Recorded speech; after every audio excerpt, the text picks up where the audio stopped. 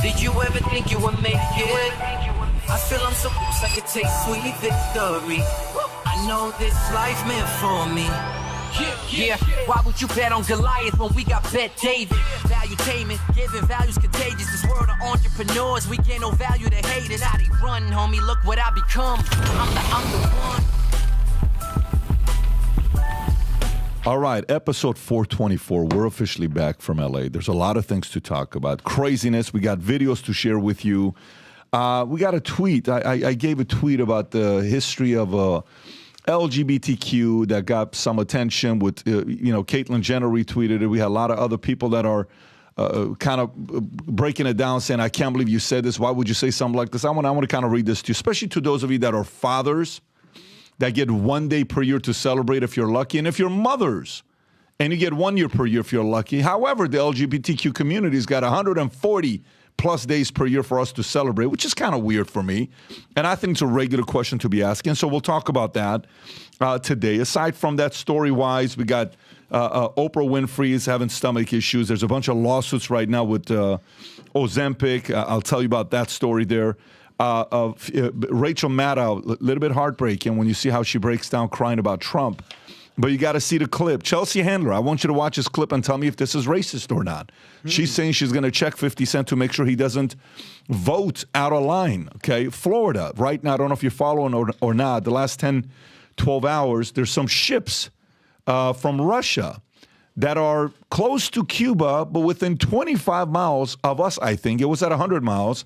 Now you said it's around 25 miles away from us, and the U.S., the way they've reacted to it is pretty interesting. Today, the board votes for Elon Musk to get his $56 billion or not. We're going to see what's going to happen with that. But the shareholders, especially the smaller one, have said if this guy earned it and he said he was going to do it and he did it, pay the man his money. Okay, so I think he's going to get paid his money today. Kevin Spacey was on Piers Morgan. There was a couple interesting moments where he was asked about how much money he's got right now. He says, I have zero. And he also told a story about flying to the Epstein Island on the Lolita Express with Bill Clinton. He actually told the story. And obviously we have to talk about Hunter Biden with what's going on there. We have some stuff about why more American expatriates are renouncing their U.S. citizenship. 26% of Gen Z applicants bringing parent to job interview. 10,000 California fast food job cuts due to $20 minimum wage. Authorities nab 8 suspected terrorists with ties to ISIS and multi-city sting operation. Analysis, 75% American job growth has gone to migrants since 2019. Elon Musk, there's some stories, a new Wall Street Journal story that came out. Interesting timing on when they dropped the story. While he's trying to get paid for his $56 billion, they dropped that story. Apple introduces system-wide open AI, Apple Intelligence, and Elon Musk threatens to ban. Bunch of conversations about what if he starts his phone. BRICS Summit begins with goal of ditching the U.S. dollar. Gen Z plumbers and construction workers are making blue collar cool, and majority of Gen Zers want to become entrepreneurs. In-N-Out hikes prices.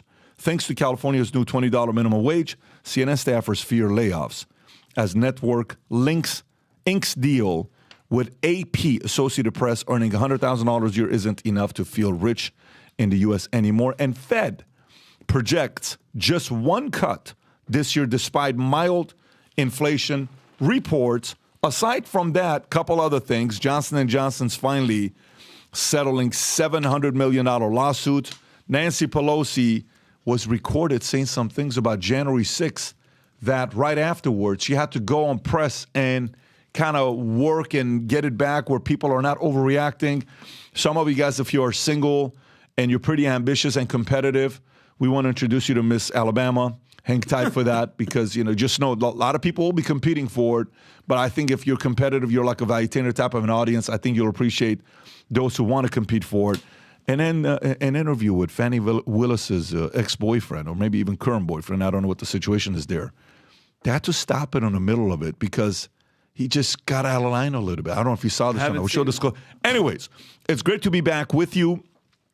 We were in L.A., a couple stories about L.A. before we get warmed up We went to watch the movie Bad Boys. Bad Boys, which, by the way, I think if a movie theater has those recliners, they have to keep it at least this much. I think so too. Because if they go straight like this, there is no movie. You're taking a nap. I did. And I made the mistake of going a little bit too far. You and I both. And so I can't tell you how the movie was. I can tell you I took a nice 30-minute nap. However, in the middle of the movie, we're sitting there with me, Vinnie, Tico, Dilly, and Sambel. A man in the front. What kind of noise is he making? Like we think he's having a seizure. And by the way, nobody gets up except Pat and me. But go ahead. I get up, I go up, I'm like, hey, man. And by the way, we're sitting on this side. He's on complete opposite side here in the front. I get up, I'm like, dude, you good? What are you doing? We're trying to watch He's a just movie. by himself. Yeah, he's by himself. Solo He's status. He's going like this. Seriously. I thought he was choking. Yeah. Doing like a Pee Wee So Herman I'm like, type of are thing? you good? No, he wasn't no Pee Wee No. Herman. I said, you good? He says, yeah, what's up? I said, do we need to get you something? He says, yeah, why don't you give me some popcorn and ice? You thought you were the usher? Let me just get this guy out of here. So Yeah. we get him out of the movie theater. We go outside, and I'm like, security, what are you guys going to... And he's like, so when are you going to buy me the popcorn and icy? I said, bro, it's not about popcorn and icy. We're trying to watch a movie. You're disrupting the entire room. No one can watch a movie. What are you guys going to... It take the security guy who is... By the way, first of all, this dude was on drugs big time. He was homeless. You could obviously tell how he got in. But security, we're like, hey, where's security? The security is 4'8". His gun is bigger than him, and he's just standing there like... And Pat's like, is anybody gonna? So me and Pat are in freaking military mode, and the kids are behind us. Yeah. Pat's in the front. Nobody that works there knows what to do. This is on 3rd Street Promenade. Yeah. This is like What area is this? Third like Street? Santa Monica. Santa Monica. Santa Monica is supposed to be a nice area. Well, right? this guy's obviously on drugs, bro. His eyelashes are burnt because he's probably smoking in there, and he burned his face, and that's why he was probably screaming. But me and Pat kick into action. They have no idea what to do with this guy. So we finally bring the kids back in. Sam's standing by the door. I'm sitting there, watching. They finally kick him out, but it's like nobody knows what to do. They can't talk to anybody. And then what happens? And then we go outside. We go outside to they kick the guy out. We go outside. We're walking around. The entire 3rd Street Promenade smells like pee. Like urine. It was absolutely disgusting. Yep.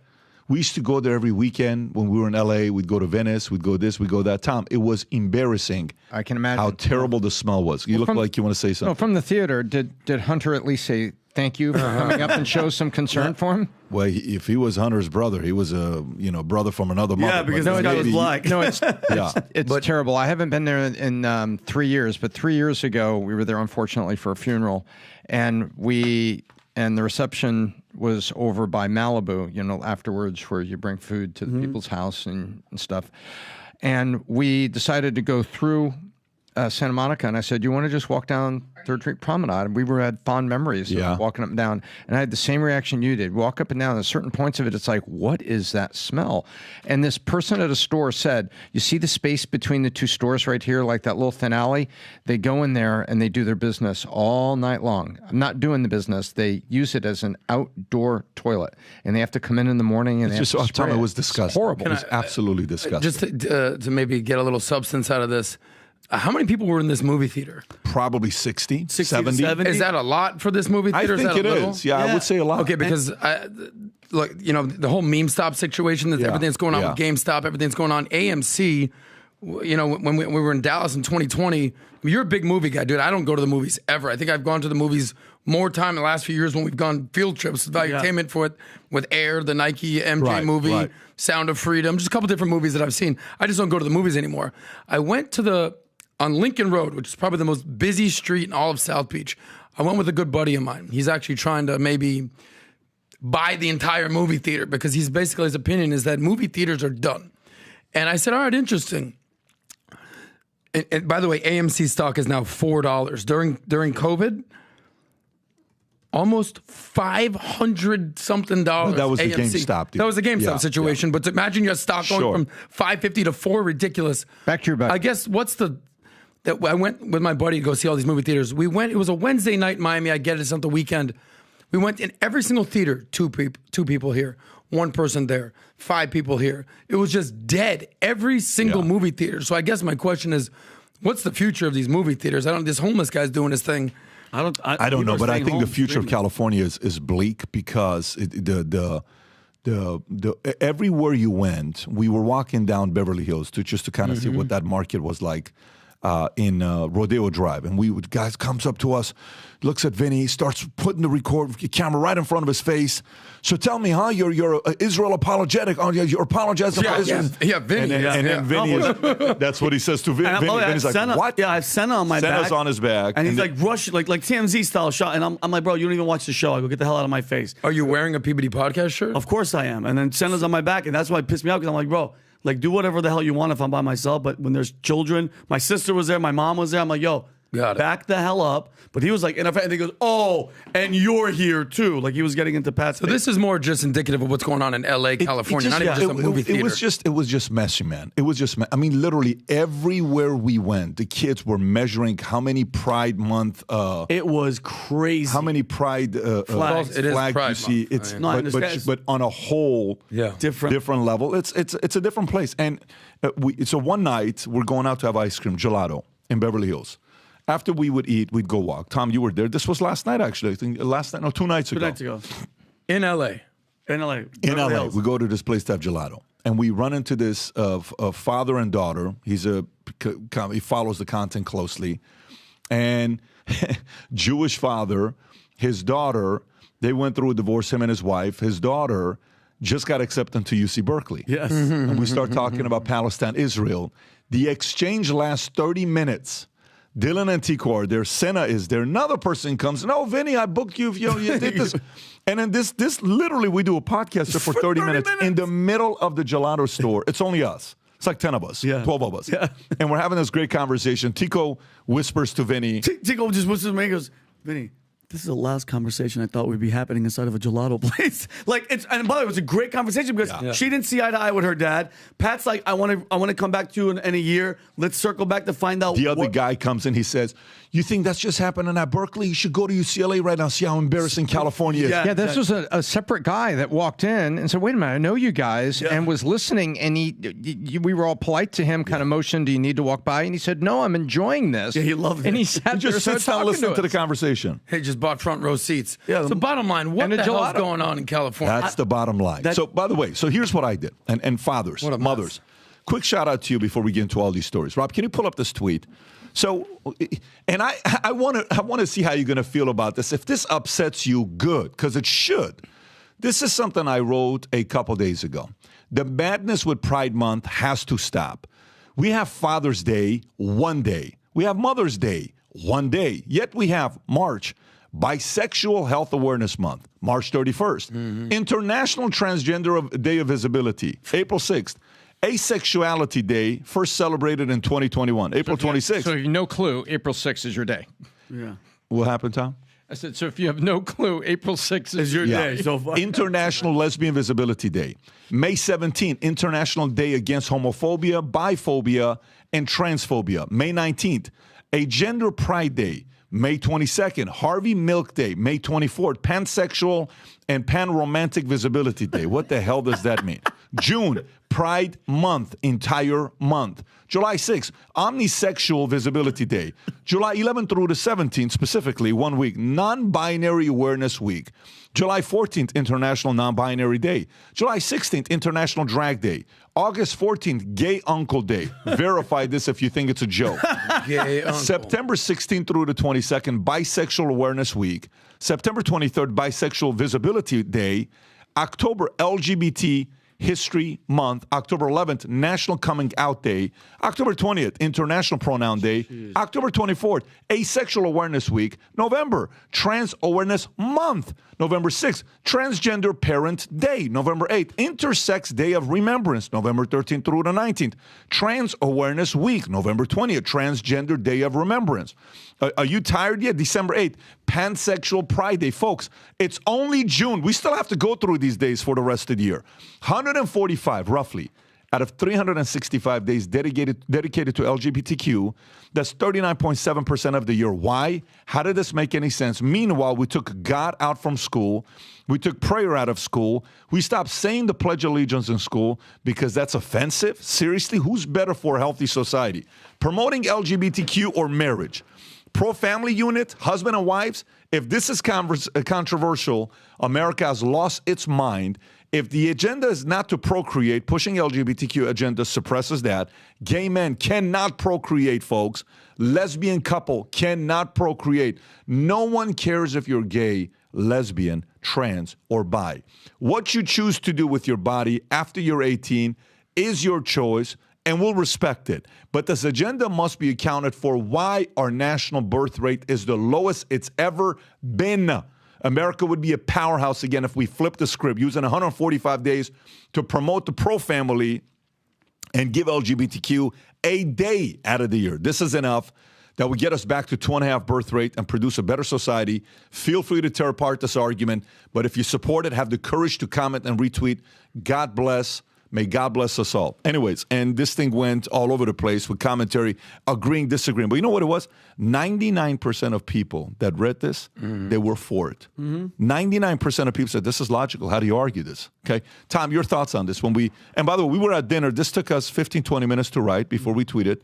And then you were there at dinner with me. I cut when we you wrote it. We just proofread it. Go ahead, Tom. No, I think it shows exactly what the agenda is. What the agenda is, and it's rooted all the way down. Here I go. Here comes a rabbit hole. Get ready, guys. We're jumping in. Love it. We go all the way down to Marxism, breaking the American family, breaking the unity of the American spirit and American society, and you just keep coming. That is their strategy here. Keep coming. So the reason all these additional days keep coming, and you saw how duplicative they were. International Pansexual Awareness Day, International Day of Week of Pansexual Visibility. I don't know what the difference between awareness and visibility are, but you see they just keep coming, keep coming. This is the strategy, is to overwhelm the society with their agenda and where they want to take it. And this is how they're doing it. Vinny. And by the way, I thought it was a joke when you first started listing them. Like honestly, especially when you showed it to us. But here's a misconception: when you put a tweet like that, Tom, and we know this, automatically the other side is like, oh, you have a phobia, you're scared, you're this. No. Especially with the Pride parades, especially that happen in West Hollywood. What does you being butt naked, okay, sometimes, your ass out twerking in front of kids, just out, what does that have to do with being proud of being gay? Gay people have been through so much to get to where, like, now in society, you're equal, you're chill, you can do whatever the hell anybody else can do. Why do you have to sexualize it in the streets? And, like, what does that have to do with being gay? That's what I get so confused because I'm like, okay, you're gay, congratulations. Caitlyn Jenner, who's transgender, retweeted, Gays Against Groomers said, we fully support this message. Exactly. Yeah. That's what I'm saying. Yeah, because you don't have to be part of the community or not part of the community or part of the agenda to have common sense.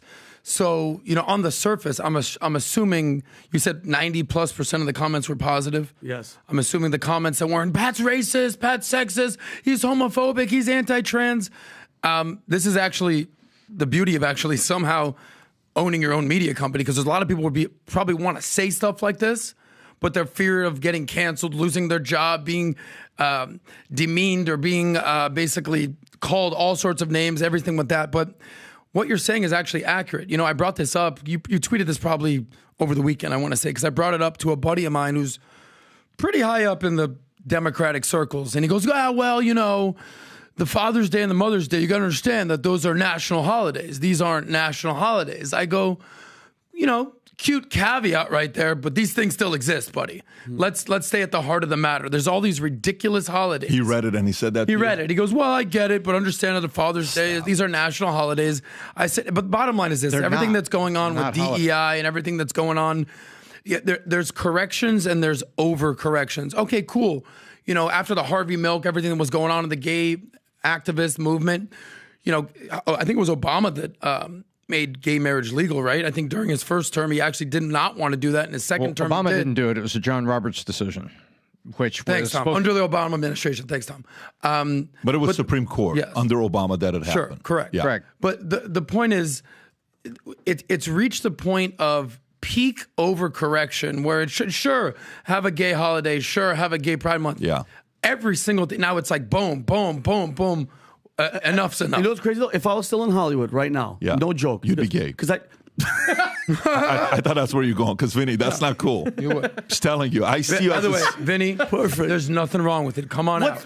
Is today Come a on, day? Vinny. Is it National Coming Out Day, guys? Come on out. So like that tweet, I retweeted it. Do you realize if I was in LA and I was on a show and I retweeted that and they saw in Hollywood, I would have been fired. You're finished. Think about that. They would have told me, You're finished. take it down or you're fired. But that's my point. That's a great point. Yeah. Wait till October 11th. Okay, what's National Do Coming it Out the Day? right way. All right, guys. If So you're I'm going to gonna do keep it in the closet till then. Listen, We had Snacks. Gina Snacks. Carano on, and she got canceled for far less than that. Yeah, far less. So it's crazy. I mean, I'm obviously. but But you know, it's free speech only if you're part of the right agenda. Let me tell you what's great about common sense. It always prevails. Common sense eventually prevails. Sometimes it takes a day. Sometimes it takes an hour of a conversation with a person. Sometimes it takes a year. Sometimes it takes a decade. Sometimes it takes 50 years. But trust me, common sense prevails. It's undefeated. Common sense is purely undefeated. Try to say whatever you want about common sense. It's eventually going to dominate the marketplace. By the way, a couple things when you're watching this. So watch what's happening with common sense. Logan Paul just had Trump on.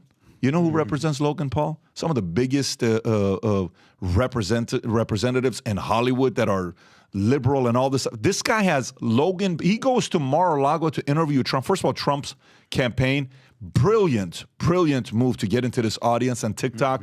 Whoever's idea was to get the president on TikTok, brilliant idea, whoever it was on the camp. You know who you are, credit to you, but having him on. What is happening to America?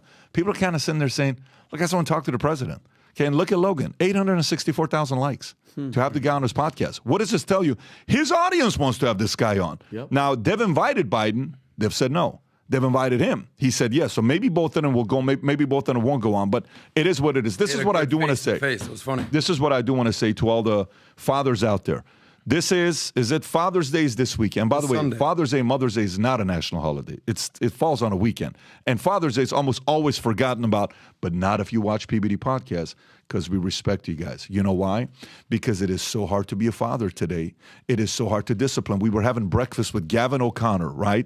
The director of the Accountant or The Warrior. Absolute stud. He's a boss. Okay, and his wife, Brooke Burns, I believe if I'm saying the name correctly, she was from Shallow Hal, Baywatch, and we're having a breakfast for 2.5 hours. Breakfast, lunch. Brunch, whatever. And their daughter, 7-year-old daughter, is sitting there.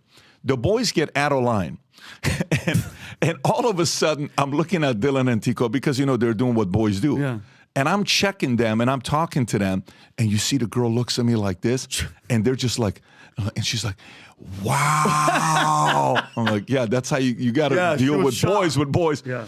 But anyways, we're having this conversation and you see the value of great fathers. The entire conversation was how powerful and how much he loved his father. Crazy stories. Yes. But it's about fathers. If you're out there doing your part as a father, picking up your responsibilities, not giving it up to somebody else to do. You wake up every single morning thinking about how to raise better kids, thinking about how to raise better future leaders in the world. I applaud you. I respect you. I want to tell you what we're doing this weekend, Rob. If you want to pull it up, we just launched a new wallet. This is a wallet I've been wearing for almost 6 months. This is the only. I gave up my Fendi wallet.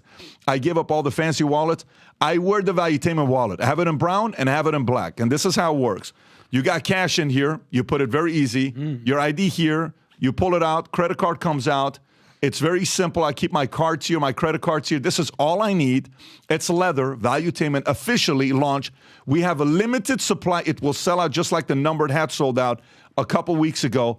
Anybody for Father's Day that orders one of these wallets gets a free hat, Future Looks Bright hat, for free. So place the order, limited supplies. You place the order brown or black, you get a hat being sent your way as well. If you have a father, you want to gift them something, gift them this wallet with the hat. And if you're married, watching this, to all the ladies watching this, your husband loves the PBD podcast, order them this wallet for Father's Day and get a hat on top of it for free. Rob, they can go to vtmerch.com to see it.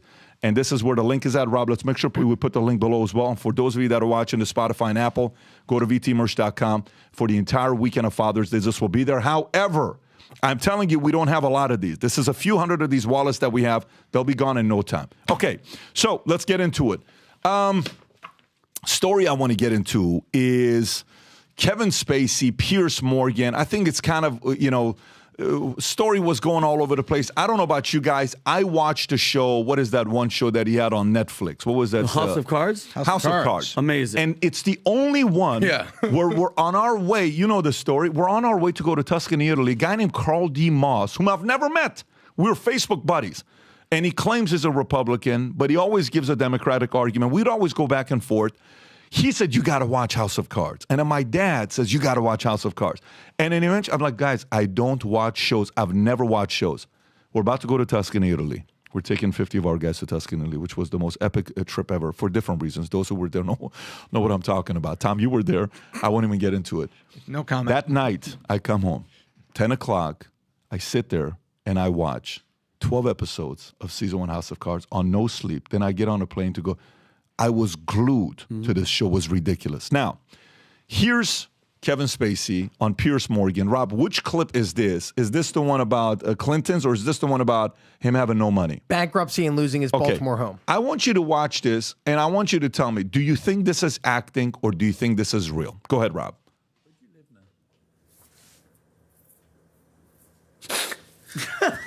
Vinny. Sorry. Well, it's funny you asked that question, because this week, where I have been living in Baltimore, is being foreclosed on. My house is being sold at auction. Really? So I have to go back to Baltimore and put all my things in storage. Really? So the answer to that question is, I'm not quite sure where I'm going to live now, but I've been in Baltimore for since we started shooting House of Cards there. So how long is that? I moved there in 2012. So this has been your home for 12 years? Well, not this particular place, but this place has been my home and Evan and Lucy's home since 2016. Why is it being foreclosed? Because I can't pay the bills that I owe. Watch this. Are you facing bankruptcy?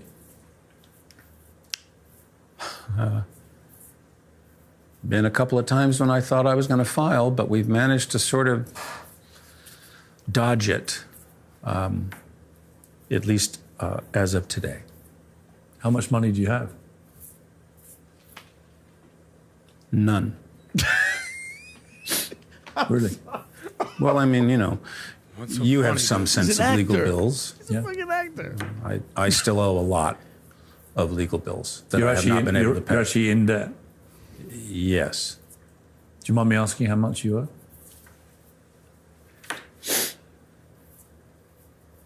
In the millions. It's considerable. Millions? Many millions, yes.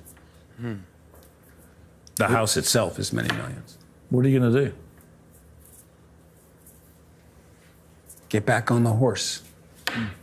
You can pause it right there. Get back on the horse. Okay, so let me ask you, Tom, do you believe him, or is that an act? Well, it's hard to believe any celebrity when they go on these apology tours and they go on Oprah and they cry on Oprah, and Tom Cruise jumps up and down on the couch and says he's in love. And when you all sit back from all these episodes, all these things, Vinny, you know what I'm talking about. Yeah. And you see it, you just doubt the celebrity because they're all professional actors and they're trying to put the spin.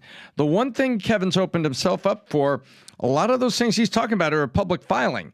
And if a multi-million-dollar house in Baltimore with his name on it, or the name of an LLC that he owns it under, that's the way celebrities own homes usually, or a trust, you could, I believe him on that point, because it would be so easy to disprove and go the filing and saying, you're full of crap, you're not being foreclosed on. So I think, are the millions in legal bills? I believe that, but I think there's also some playing it here, because he has a couple other homes. He's got one in New York. He's got one in Malibu, supposedly. So he's got assets. And so he may be asset rich, but cash flow poor, and is deciding to walk on the Baltimore house simply because he can't do it and he's got to pay the legal bills. So I believe about half of it, but I have a hard time with the emotion when celebrities do this. Vinny, what do you think? Because there's just so easy to doubt. I did a video where I'm crying about Red Lobster on my Instagram. And I mean, people were furious because I'm an actor. He is. Let me explain something to you. I've watched House of Cards until they took him on the last season. He's one of the best. And even this is the thing with Hollywood. He's so sick. Even though how many sexual assault, touching, people are like, well, he's so good. People kind of tend to forget. He was making reportedly $500,000 per episode on House of Cards, per episode. He was in for 6 or 7 seasons. He was worth, I think in 2017, at least $100 million. It's acting, baby. I don't know where all this money is going. If he's paying off all these people that were, what is this, Robbie? Massimo disappeared on Tumbling House Cards. Star was worth $60 million with the. I think it's an act. I think, especially with this documentary, if you guys haven't seen it. Do you think he is wealthy? I think he is wealthy. You think he has money? I think he has. Here's my question to you: $100 million he's made in 2017. What do you think he was doing with that money? You think he was just sitting on it? Where did he live when he made that money? Baltimore? I think he was in Baltimore. Okay, so assume half of it is gone. Okay, let's go 50. Okay, so then you have 50. Then you're living a lavish lifestyle. You're buying big houses, legal fees. You ain't working. You're spending like money's going to be coming in every single year. Trust me, money goes by very, very quickly. Very quickly. Now, I don't know if he's got zero. I don't know that. But money goes very, very quickly. Adam, what do you think? Well, Hollywood, pay attention, because your boy, he still got it. I fell for it. I fell for it. I was like, oh, man, Kevin Spacey, he's an actor. Oh, yeah. He got me. Yeah, he's very And good. apparently that's what actors can do. But do you think he's acting? Yeah, well, he's an actor. Okay, I fell for it, guys. Almost like the Russia collusion thing. You got me again. Hollywood, legacy media, you did it again. This guy won Best Actor, the Oscar Academy Award for American Beauty. Best Supporting Actor for Verbal Kint. Usual Suspects. Yeah. Kaiser Soze, Verbal Kint. He was the bad guy in Seven. Amazing movie. Short role, but freaking fantastic. Unbelievable. House of Cards, L.A. Confidential. In Horrible Bosses, he played the worst boss ever. Yep. I would not be surprised if he put this thing on Pierce Morgan on his reel. Hey, Hollywood, your boy still got it. Let me get a job. Yeah. The beauty of this guy is he's obviously a gifted actor. He's obviously talented. Is Hollywood going to accept him back? Because he's the only guy that I can understand, that I can think of, that got Me Too'd by Me Too'ing men, right? Yeah. Everyone that, the Harvey Weinsteins of the world, girls. the Diddy's of the world, the R. Kellys of the world, everything that's going on out there, it's all women.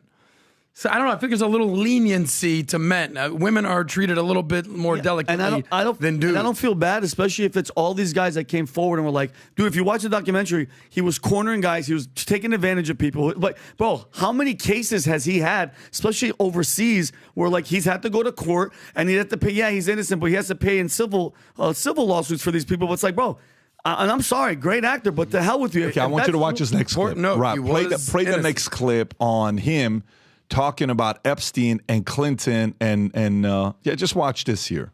In 2015, I started seeing reports online, things on my Twitter account that I had flown to this guy Jeffrey Epstein's island and I had abused young girls.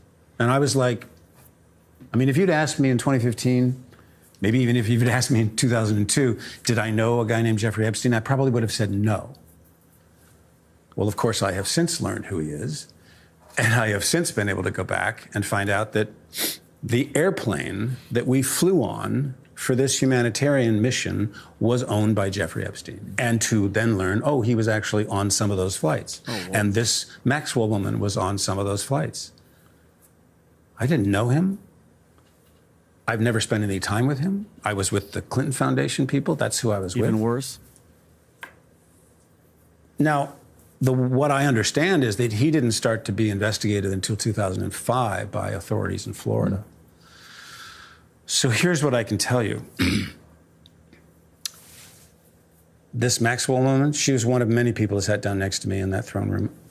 I have no relationship with her. I had no relationship with him. He's not my friend. I'm not a confidant. I've never spent time with him. And interestingly, actually, you did. I will say this. I was very fortunate that President Clinton introduced me a lot of business leaders in London because he knew I was coming to the Old Vic.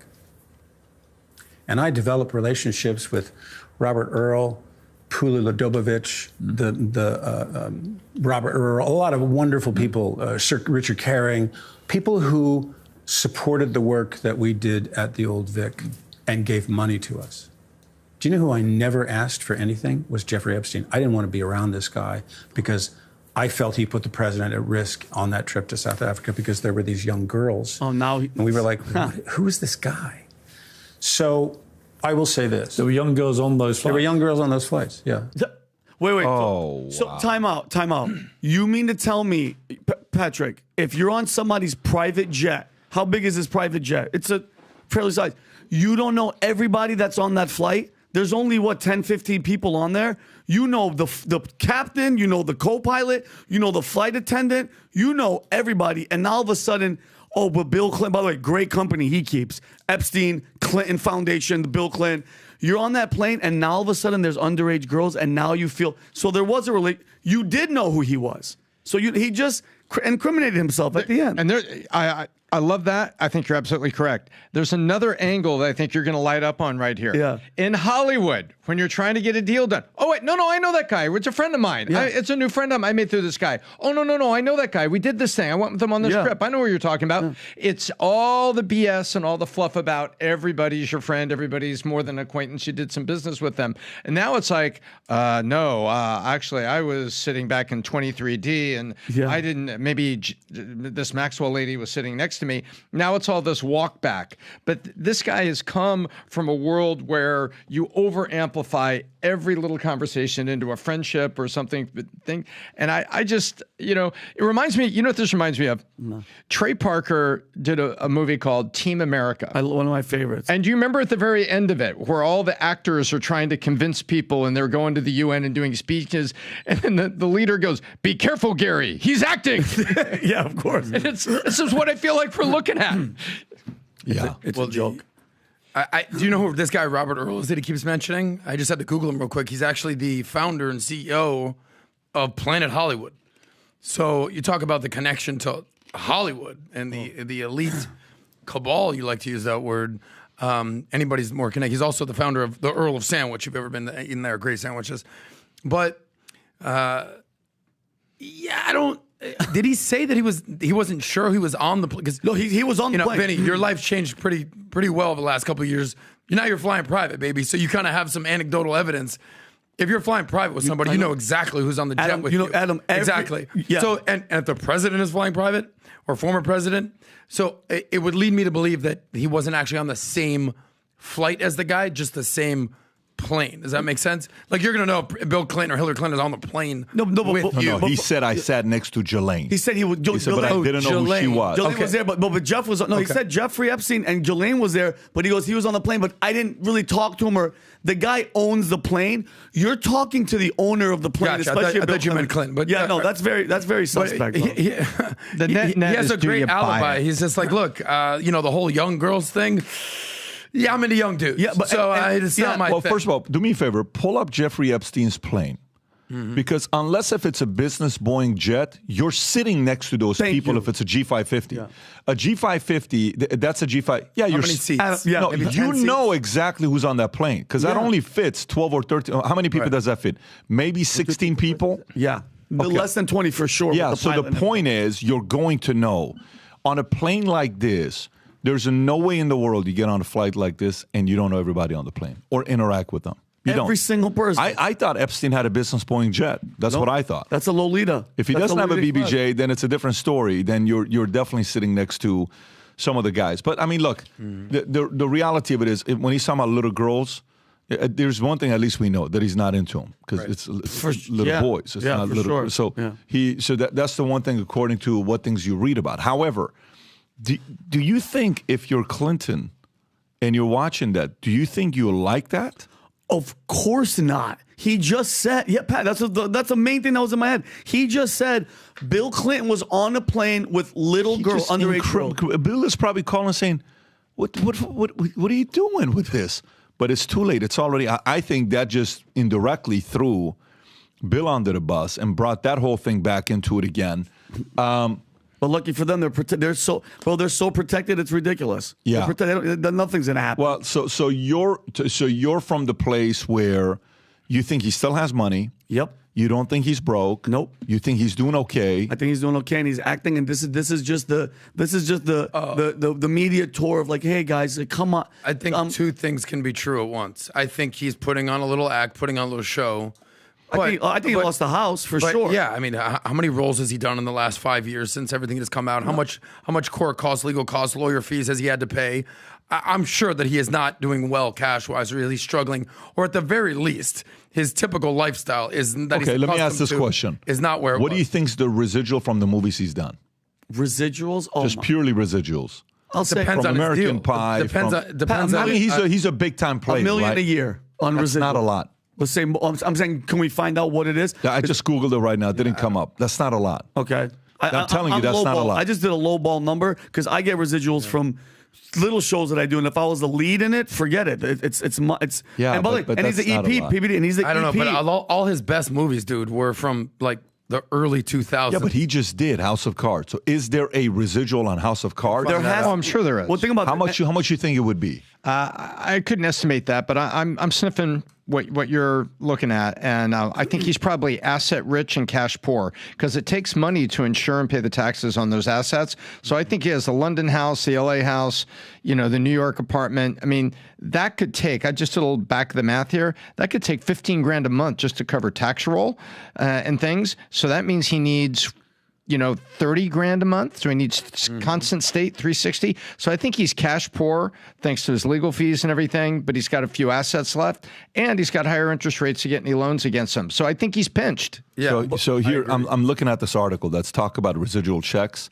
So Mandy Moore, I don't know who she is. She was an actor. She talks about how she would get 81-cent checks for streaming residuals, and these guys are talking about how small the residuals are. Now, obviously, these are not the level of names of a Kevin Spacey. Who's mind you, Patrick, he's an actor, lead role, and he's executive producing creator. Yeah. Those are all separate Yeah, checks. but I look at this like if I'm an insurance producer or if I'm doing assets under management or I'm a financial advisor or any type of someone who does sales. There's your primary income source, which is your actual income, and then there's your residual. So insurance is what, 2%, whatever it may be? 2 to 4%. Okay, sure. But that's not your, $100,000 a month or whatever you're making. No. So I look at this like he lost his job, he lost his income, he still has maybe some residuals coming in, but under no circumstances is he as wealthy as what he once was, or is the money coming in what it once was. So when I said two things can be true as once, I think he's kind of acting, but I also think there's some truth to the fact that he's actually going broke. Yeah. Save that money. Well, I mean, look, at the end of the day, we're going to see what's going to happen with this, but he's making his tours. He's going around talking to a lot of different people, and he's probably the biggest Hollywood name that's comfortably sitting down talking to others. I'm not sure if people in the establishment of Hollywood like him doing that because it's re-bringing up stories of stuff that's already out of the limelight. They're like, hey, stop talking. Just stay put. Don't do these interviews. Why are you sitting there talking to Piers Morgan? Why are you going to these types of things?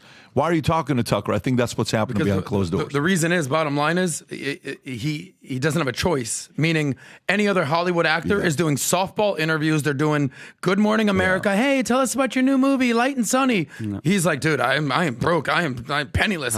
Things are a mess right now. And many of them did the same things. Yeah. So let's talk about what's going on here with some Gen Zs. Okay. A few things going on here with Gen Zs. One of them, this story, which is absolutely disturbing. 26% of Gen Z applicants, ready, bring their parents to the job interview. What? I can only imagine, hey, Daddy, can you go to the job interview? No. You go and buy yourself to the interview. No. Hey, please hire my son. He's such a sweet little boy. I think he would be great for your company. Please. He's such a nice guy. And, a survey by Resume Templates found that 26% of Gen Z respondents involved their parents in the job interview process, with 31% bringing a parent to an in-person interview, 29% having parents join a virtual interview of those with a parent at an in-person interview. 37% had their parent come into the office, and 26% had a parent sit in the room during the interview. In virtual interviews, 71% had their parents off camera, and 29% had their parent visible, with many parents speaking directly. What? Oh my God, that's so... That is, I would be like, are we really doing this? Tell them about your GPA. Yeah. Tell them about your... Executive resume writer Andrew Stoner, great last name, commented, it does not signal confidence to a hiring company on behalf of the child and recommended a help at a distance approach, advising parents to support and advise their children without direct involvement in the interview. Tom, thoughts on this crazy story? This crazy story is focusing on the Gen Z, but I'm going to call out, you idiot parents, this is what you have done. You have turned out incapable, unprepared, emotionally anemic children you've turned out. This is on you, parents. This is on you, divorced parents that didn't find a way to come together and help your kids. This is on you who let them just dive into social media, searching for likes and everything, and didn't develop social skills. So when they have to do something like, oh my goodness, have an integrated conversation with somebody and talk about your skills, talk about your likes, talk about your education, and have an intelligent conversation, your kids can't do it. I put this on the parents, and I think it's shocking and horrifying that we have 21-year-old citizens that are walking out right now among us without these skills. This is on the parents. Can you imagine, can you imagine, Pat, like, listen, we're going to fire you. Go get your dad. Get your dad in here. We're going to fire you, but we want to do it in a nice as a boss, what do I say? Vinny, if you're late one more time, I'm calling your mom. No, please don't tell her. Please. No, but I think it's the other way around. I think it's kind of like, look, we want to have a conversation with you about your 90-day review. Yeah. Okay, sounds good. I have to see if my dad's available. Yeah, dad. Excuse me? My mom or my dad? Yeah, I have to see if my dad and the mom's available. Can they both come? What are you talking about? To me, if I saw a parent in the interview right there just looking at, hey, yeah, so I think my son would be you guys would be very lucky to have my son with your company. Got it. You know what? I will, I'll sacrifice this lucky moment of mine and give permission to many other great companies to experience this great luck of yours that you have raised. Yeah. Please go do that. Yeah. Wish you nothing but the very best in a situation like this. But as funny as this is, do you believe it with today's helicopter parents? I believe it. I believe this to be true. I believe this to be true. Adam. Yeah, well, it's like, what's the thing you always say, Tom? People talk, but numbers scream. What is it? I say words talk, numbers scream. So, this is something that I find near and dear to my, because when I started doing content, it was all about millennials. And as the oldest millennial, and now I'm researching sort of Gen Z. Gen Z is basically anywhere between 25 and 15. So I'm like, okay, so if 1/3 of parents are showing up to interviews, I would hope and pray that it's for the 15 to 18-year-olds, or maybe going to a job interview and, okay, you can bring the parents. But under no circumstance should you be bringing your parents to an interview. So I'm wondering, why is this happening? But the good news is 2/3 of Gen Z are not bringing their parents. So this is what happens when you start painting in broad strokes. It's like, are all Gen Z like this? Are all Gen Z emotional nitwits? Are all Gen Z kids who just can't do anything for themselves? Are they all woke, basically snowflakes? No, because we have Gen Z kids that work here. They're actually great. We've hired them. So I guess it all depends on who these kids are and what their age group is. By the way, there's 70 million Gen Z. They're the second largest generation ever. There's 2 million millennials. And the largest generation before that was baby boomers. There were 70 million. So there's a lot of young people. 2 out of every 5 people in America are either a millennial or a Gen Z. So there's a lot of young people out there. So there's going to be a lot of data that suggests they're, babies and they can't do things for themselves. But then there's this other story right here, and this is actually good news right here. Majority of Gen Z actually want to become entrepreneurs. When I was growing up in the 80s and 90s, entrepreneur wasn't even a thing. I know you said, Valuetainment it's a channel for entrepreneurs. I know one of the things you'd always say is that 100% of the world's problems are going to be solved by entrepreneurs. So here's a report: 54% of Gen Zers in the U.S. want to become entrepreneurs, which is positive. So it's not just negative. They're not all just losers. They're not all just helicopter parents. They all can't just do things, are not able to do things for themselves. There is a large coalition of Gen Zers and young people who are like, I can't do the traditional route. I'm going to figure this thing out. I'm going to become an entrepreneur. I'm going to go make my money. I love that you said that. Yeah. And I love that you said that, which is looking at more on the positive than the negative, right? But here's the question I got for you. Mm-hmm. Do you think the number of helicopter parents is increasing or decreasing?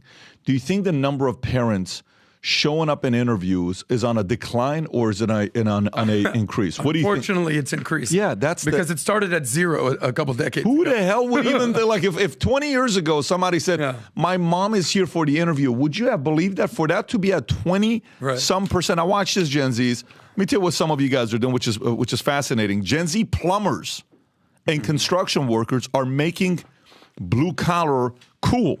Lexus Abreu, a 27-year electrician, has amassed 2.2 million followers on social media platforms like TikTok and Instagram, making $200,000 a year from clicks and brand deals.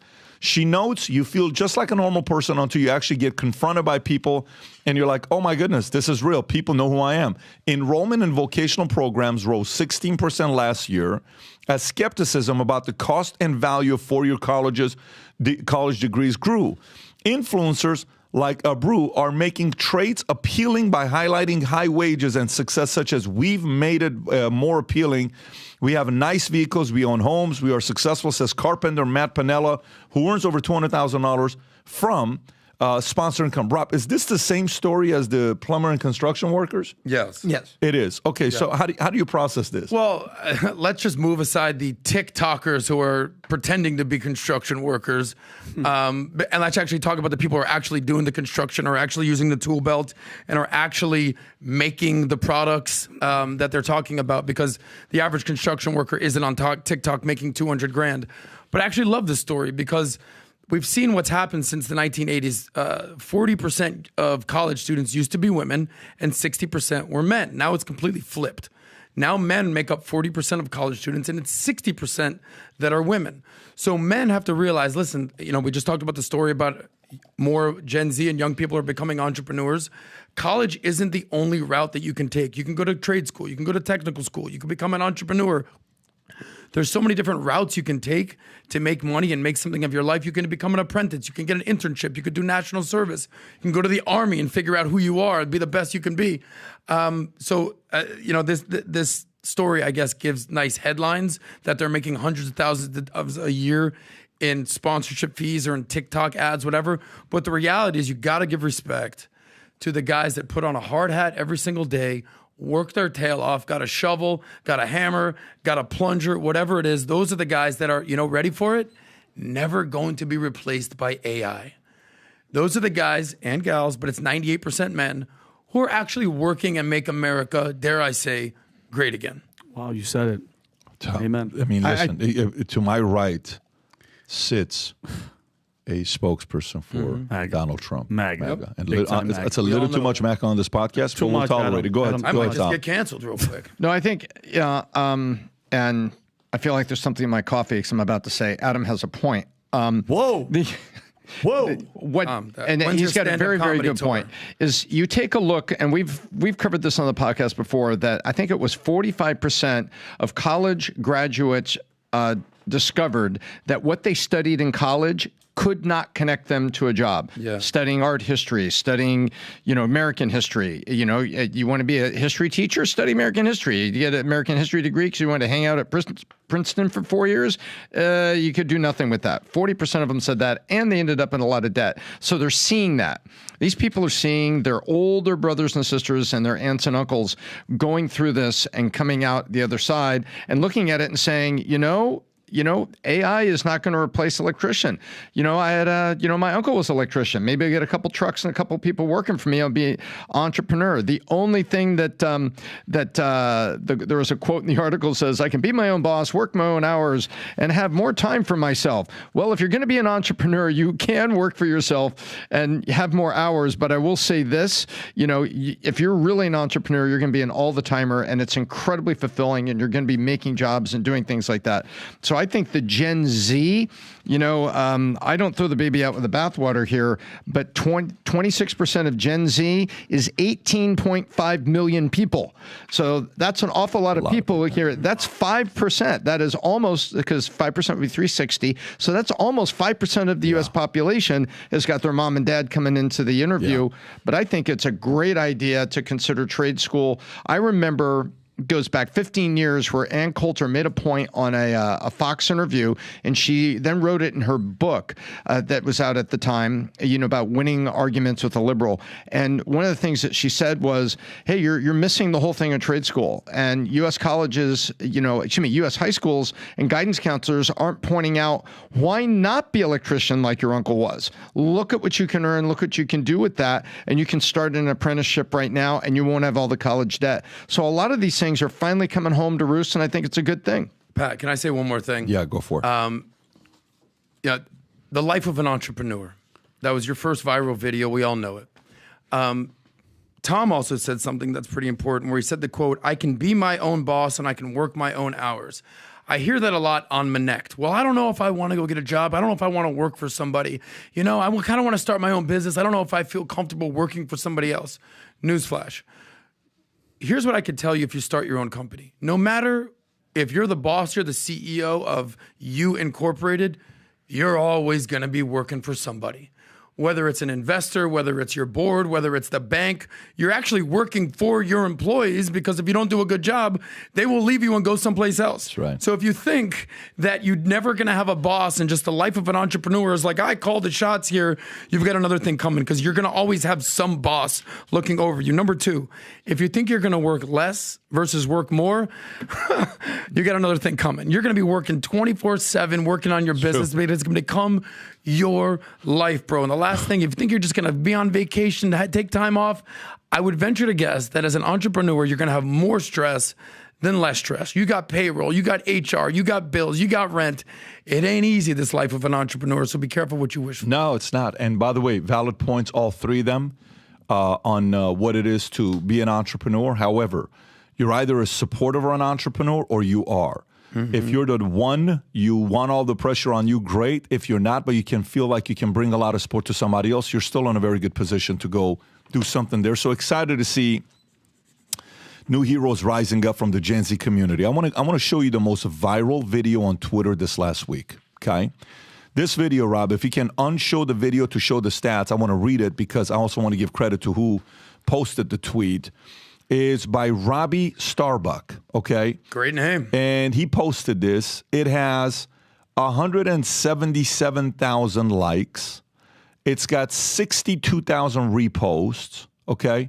54.4 million views. And you wonder why.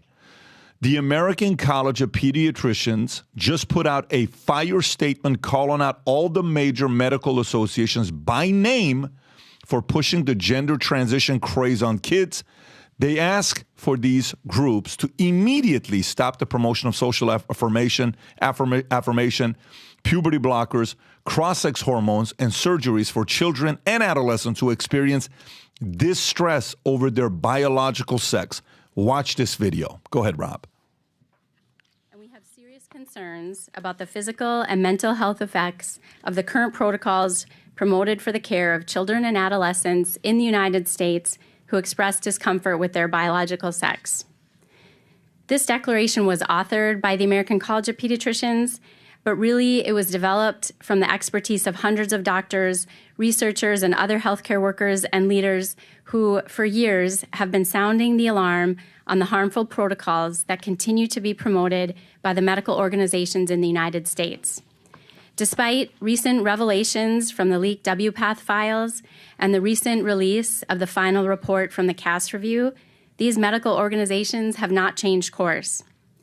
So we are calling on these medical organizations of the United States, including the American Academy of Pediatrics, the Endocrine Society, the Pediatric Endocrine Society, the American Medical Association, the American Psychological Association, and the American Academy of Child and Adolescent Psychiatry, to follow the science and their European colleagues and immediately stop the promotion of social affirmation, puberty blockers, cross-sex hormones, and surgeries for children and adolescents who experience distress over their biological sex. In our declaration, we affirm that sex is a dimorphic, innate trait defined in relation to an organism's biological role in reproduction, male and female. This genetic signature is present in every nucleated somatic cell in the body and is not altered by drugs or surgical interventions. Consideration of these innate differences is critical to the practice of good medicine and to the development of sound policy for children and adults alike. Medical decision-making should be based upon an individual's biological sex. It should respect biological reality and the dignity of the person by compassionately addressing the whole person. We are here defying the claims made by these medical organizations in the U.S. that those of us who are concerned are a minority and that their protocols are consensus. They are not consensus, and we are speaking in a loud, unified voice, enough. So here's a question I got for you folks if you're watching this. Why do you think 55 million people were interested in this just last week? Why? Why is this the most viral tweet? I think it's the most viral tweet in the last week. Why is that? What makes, I mean, she wasn't sensational. Nope. She actually, the way she talks where she could be the cure for insomnia. It wasn't like it was a motivational speech where she fired you up. She didn't tell you a joke. She wasn't like, and we're going to do this. And she didn't do anything like that or fire or call people out or destroy or disrespect or say any of that stuff that gets things to go viral. Mm-hmm. She's just reading something to you. But 55 million people said enough is enough. Right. And that's because the other 270 million, 280 million people in America haven't seen it. But there's a reason why a message like this goes viral. Tom, thoughts? I have the shortest comment I'm going to make today. What did you say at the beginning of this podcast? Common sense always makes the comeback and wins in the fourth quarter. And I think they've got science on their side, wrapped around a common sense argument in that science. And almost 60 million people are watching this and saying, yeah, you know what? I agree with that. Yeah. It's how about this? It's about time, and thank God she's saying this because it's consistently it's an attack on the children. The same with that pride stuff that we're talking about over sexualizing kids and dancing in front of their faces. We're talking about mutilating children because they've been brainwashed to think that they can be whatever gender that they want, and it goes back to big pharma making all the money and helping with the depopulation because those people are never going to have kids. It's an agenda, and I'm so happy for stuff like this. This makes me happy, Pat, that 54, and this is besides how many people that they talked about this. You know, it's probably 100 million people are now talking, and that's being shared everywhere because like you're right. Enough is enough. Why did it have to take this long? They're kids, 8-year-olds. But remember that the girl that was on the I think it was on Dr. Phil, and Dr. Phil's like, you think an 8-year-old can make a decision on what? And the transgender guy goes, absolutely. If they want to chop off their genitalia, it's their body. They know what to do. This makes me happy as hell. Yeah, I'm with it. Tom, you look like you wanted to follow up on something. No, I was agreeing. I was completely agreeing with him, and you kind of nodding a little too Adam? emphatically. Yeah, I love it. Yeah, well, there's a couple of things that she said here, and is this the American College of Pediatricians, or is this a completely different story? No, that's okay, her. Gotcha. All right, so they expressed serious concerns about the physical and mental health effects of the current protocols, asserting that medical conditions should not be based on an individual's, you ready? Feelings. You were so caught up in how you feel, and you don't want to abide by the truth. You want to live my truth. Whereas I had a conversation with a lady one day. It's like, so if I identify as a woman right now, am I a woman? She's like, well, yeah. And then I'm like, well, 10 minutes later, if I want to be a man again, am I a man again? She goes, well, yeah, because it's how you feel. And I'm just playing this game with this girl of like, all right, let me see how far I could take this ridiculousness of, all right, so I feel like a woman now. She's like, oh, then you're a woman. Good news. I'm back to feeling like a man. Hey, however you feel, it's not how you feel. She talked about having biologically what you are. You know, the beauty of why this resonated, she may have the cure to insomnia, is because she said out loud what we all know to be true. And words have power, and the truth needs to be spoken sometimes. And sometimes the truth hurts, but, you know, you're Dylan Mulvaney, sorry, you're not a girl. There's people out there, you know, we've seen the one guy out there who basically was like, it's ma'am, in the deepest, most baritone voice ever. It's like, no, you're a dude pretending to be a woman. So the bottom line is let's all stop playing pretend and let's get back to biological reality. Yeah, I mean, this leads me to another insanity that people just are uncomfortable talking about. Rob, can you show clips of Miss? Is it Miss Alabama? Is it Miss? What was it? It's hold on one second. First of all, Miss Maryland is a transgender, and Miss Alabama Sara Milliken's title is being disputed after fans claim plus-size pageant queen isn't the real deal. Oh, is this the big girl? Oh, I have something to say on a pageant queen who was crowned Mrs. National American Alabama 2024 is facing backlash from fans and former title holders questioning the legitimacy of her title. Sara Milliken, a plus-sized beauty pageant contestant, steered controversy following her win over Memorial Day weekend, but now critics are voicing their opinions. Rob, can you show actual pictures of... so that's Miss Alabama. Dude, yeah. But there's the videos of her, by the way. Show. I mean, do you even need to see more? Yeah. Can you pull up the video? Yeah, can you pull up the video? But Vinny, go ahead. So mind you guys, so yeah, she's, by the way, 23 years old, morbidly obese. Yeah. Okay. What message are we telling young girls? What are you saying? That first of all, you said Miss Maryland, her name is whatever. That's Bailey the video. Ann, who is in fact a biological male, was crowned Miss Maryland. The funniest part, guess what song he came out to? Man, I Feel Like a Woman by Shania Twain. No I way. swear to God. Yeah. That's what he came. But okay, feel like a woman. A woman. Yeah, Those feelings exactly. again. So look at it. This is a 23-year-old girl. What message? You know what you're saying to young girls? Guess what? If you're struggling with your weight, don't worry about it. Keep going. Keep eating unhealthy. Who gives a shit? Because you can still be celebrated. And this is what they've been doing to this type. What are we talking about? How long do you think she's going to live if she keeps that up? She's 23 years old. This is unhealthy. She's morbidly obese, and I think it's ridiculous. Did you see all the runner-ups? I want to Play know the video, who Rob. were the judges, Rob?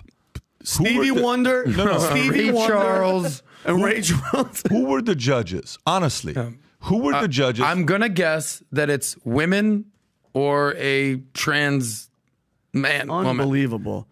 Who were the judges that are these? Can you zoom I in on bet the you it's judges? women. I swear to God, I bet you it's women. If you go to the judges to, no, this is the Rob. You just had a picture a second ago. Yeah, I know. That's Miss Alabama teen. This one right. is Miss Alabama teen. So I don't think it's the same. Whatever. contest. Make women. sure, but make sure you're getting the right title, Rob. If you go back up there, first find the right title for what it is to win. Judges for Miss Alabama 2024. No, because it was a specific contest. It's Miss National America Alabama. That's what it is. Miss Yes. National America. Alabama judges. Then type in judges. Yeah, judges. There you go. So the 23. I want to know who the judges were. They might not even let you know. Can you go up on images to see if the judges maybe show up or no? Probably not. Is that the girl in the middle right there? What's that one right there? I don't think they're going to show it. Is that it? No. No? Okay. Yeah. I want to know what the judges are because, half of this is the judge's fault. Who allowed that to even be a participant? Now, if you're doing something that's for plus size, great. But if that's what you're putting up there, this is just absolute ridiculous, embarrassing, condescending, disrespectful, and confuses the kids. By the way, let me get to this as well. And this is going to be a very weird transition to what I'm going to next, okay? So the next story I'm going to, Rob, if you can pull up the one with Oprah Winfrey and her friend, okay? You have Oprah Winfrey was hospitalized, okay, this past weekend. And Gayle King shared, if you want to play this clip, go for it.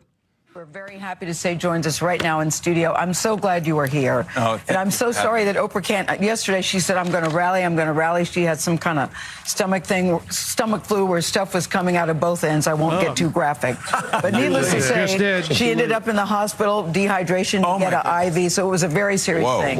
So it had to be. I hope she's okay. Yeah. She will be okay. Good, she will be okay. I hope she's not mad at me for sharing that detail. But, but I wanted to make it clear, though, that it mattered to her. Anybody would be.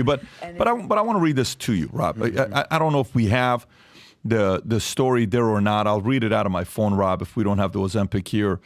So Ozempic, 20 to 30% of, they're saying 20 to 30% of Americans will be on Ozempic within the next 10 years.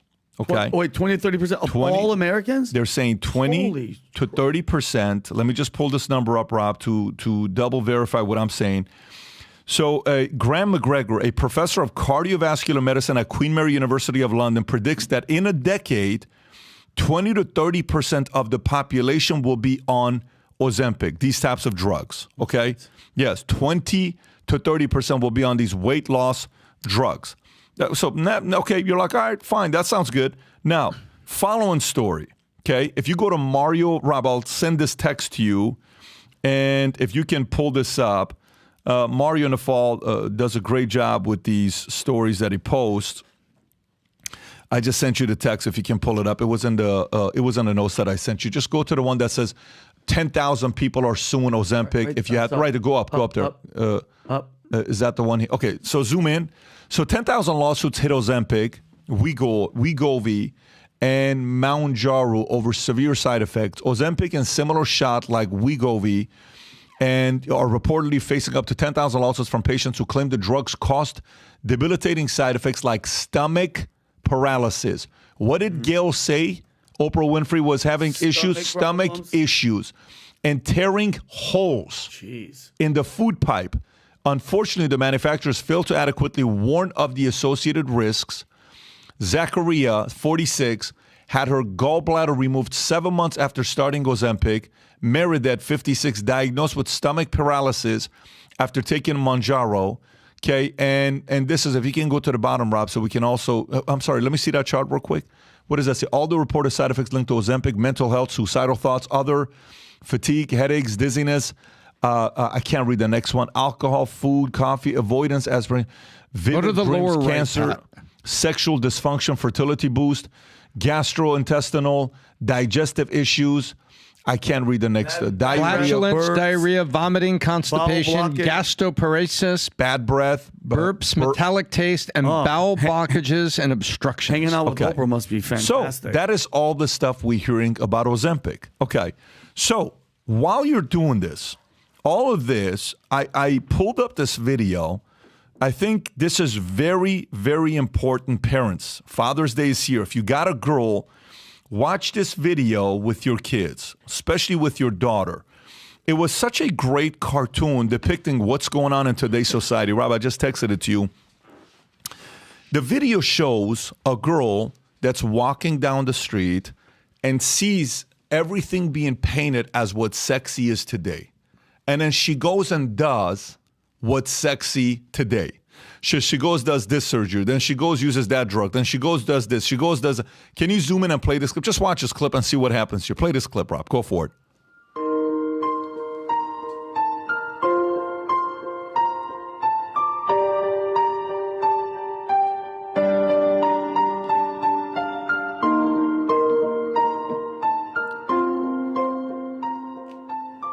There's so much truth to this cartoon.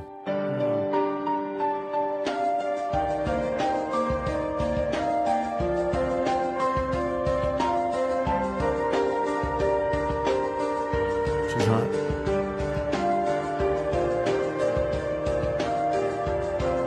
I know people like this. It's tough. Jeez.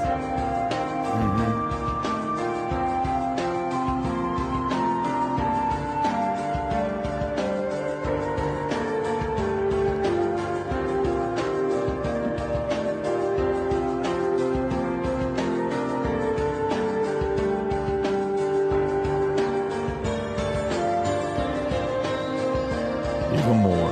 Damn. Even more. Even more. Even more. Watch how it ends. Her at the beginning. Wow. Purely natural. What it was all like. Natural was perfect. At the beginning. Now, watch this. The transition of this video started off with who? Miss Alabama. Which we showed somebody that's heavy set. So one of them may say, well, maybe is this, should she get on Ozempic? And then should she do this and should she do that?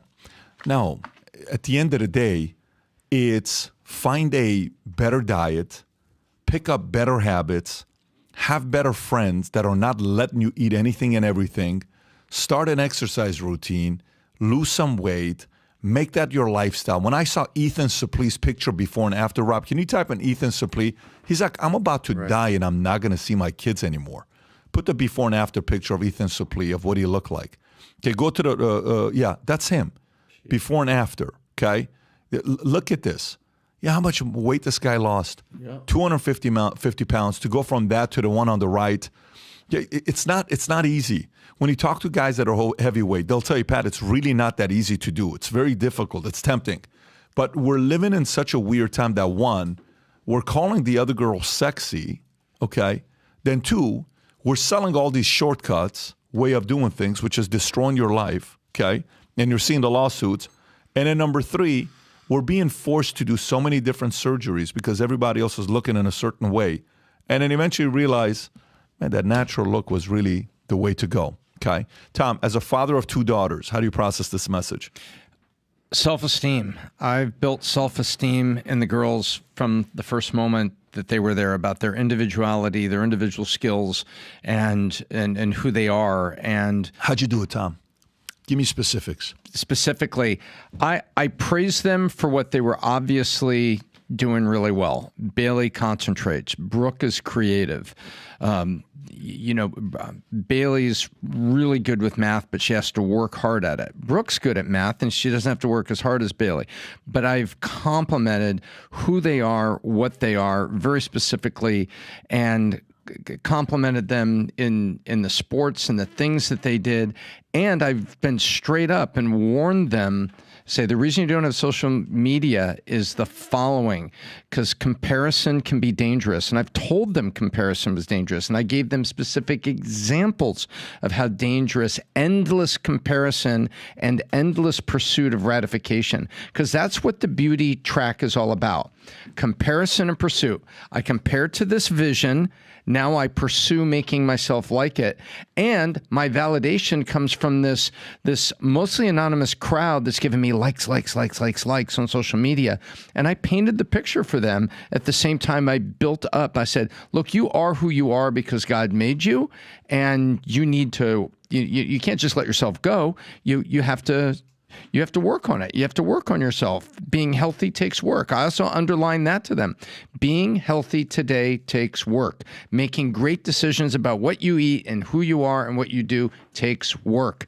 But it's worth it because your individuality, and you will be accepted for that. And don't buy into the myth. I spent a lot of time with that one. Don't buy into the myths that are made to create comparison and then pursuing that. And a lot of times the pursuit involves buying this, buying that, these shoes, that fashion.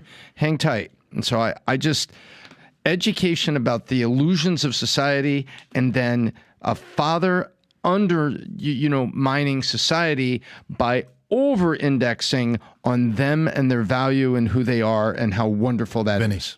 What pisses me off, especially about the overweight thing, is, how many millions of people, how many millions of girls, whatever ages, are watching that. They're not watching shows like this. They're going to see that and they're going to go, you know what? I was probably thinking about losing some weight, but why do I need to? Why not? This girl just won at 23 years old, Miss Alabama. I don't need to do it. I think the underlying message is that unhealthy stuff that you're talking about is going to lead to what? Death? Or her getting on something that for the rest of her life she's going to be taking Ozempic. Number one killer of women in America is heart disease. Heart disease. And Miss Alabama is about to be their flag carrier. Yeah, ridiculous. Adam. Look, this is a conversation that needs to be had with the girls out there. I spend a lot of time, especially on the Soscast, talking, or even on Manek, talking to mostly young men. 90% of my audience on Manek or on Soscast is young men, but, women also need to understand a message. The most viral thing of the last month when it comes to masculinity and femininity is this whole conversation that happened with Harrison Butker when he was giving the commencement speech at a Catholic university, basically reminding women, hey, listen, congratulations on graduating, congratulations on getting your degree, but don't forget the one superpower you have that men can't do is the ability to birth children and be a homemaker. And, I always say, who do you guys think has it tougher out there these days, men or women? And I wait for people to respond. And, well, men have it harder. Men have to bring home the bacon. Men have to make the money. I say, well, that's true. But I'll give you the other side of things. I actually think that women have it harder these days. Why? Because the one thing that I would want to have in life is clarity. As a man, it's pretty clear what your job is. Be the protector, be the provider, be there for your woman. Go out there, make money, make your way in the world. As a woman, the one thing that women don't have these days is a lot of clarity. Should you be a homemaker or should you be a boss babe? Should you rely on your looks and your beauty? Should you rely on your brain and your career? Which one is it? The reality is it's kind of hard to do both. Can you do both? Yes, but that's like saying, can you have a baby but also work 24/7? It's very hard to do. And girls out there are very confused. And, don't forget that a lot of this situation that is happening, this video that you showed, I actually saw a piece of artwork at Art Basel. You've been to Art Basel, when it was a beautiful girl's face, and it was essentially that entire video, but just in a picture. Lips blown up, eyes like this, scars, stitches, looking in a mirror, crying, and it's all that. And a lot of it can be blamed on you-know-who, the Kardashians.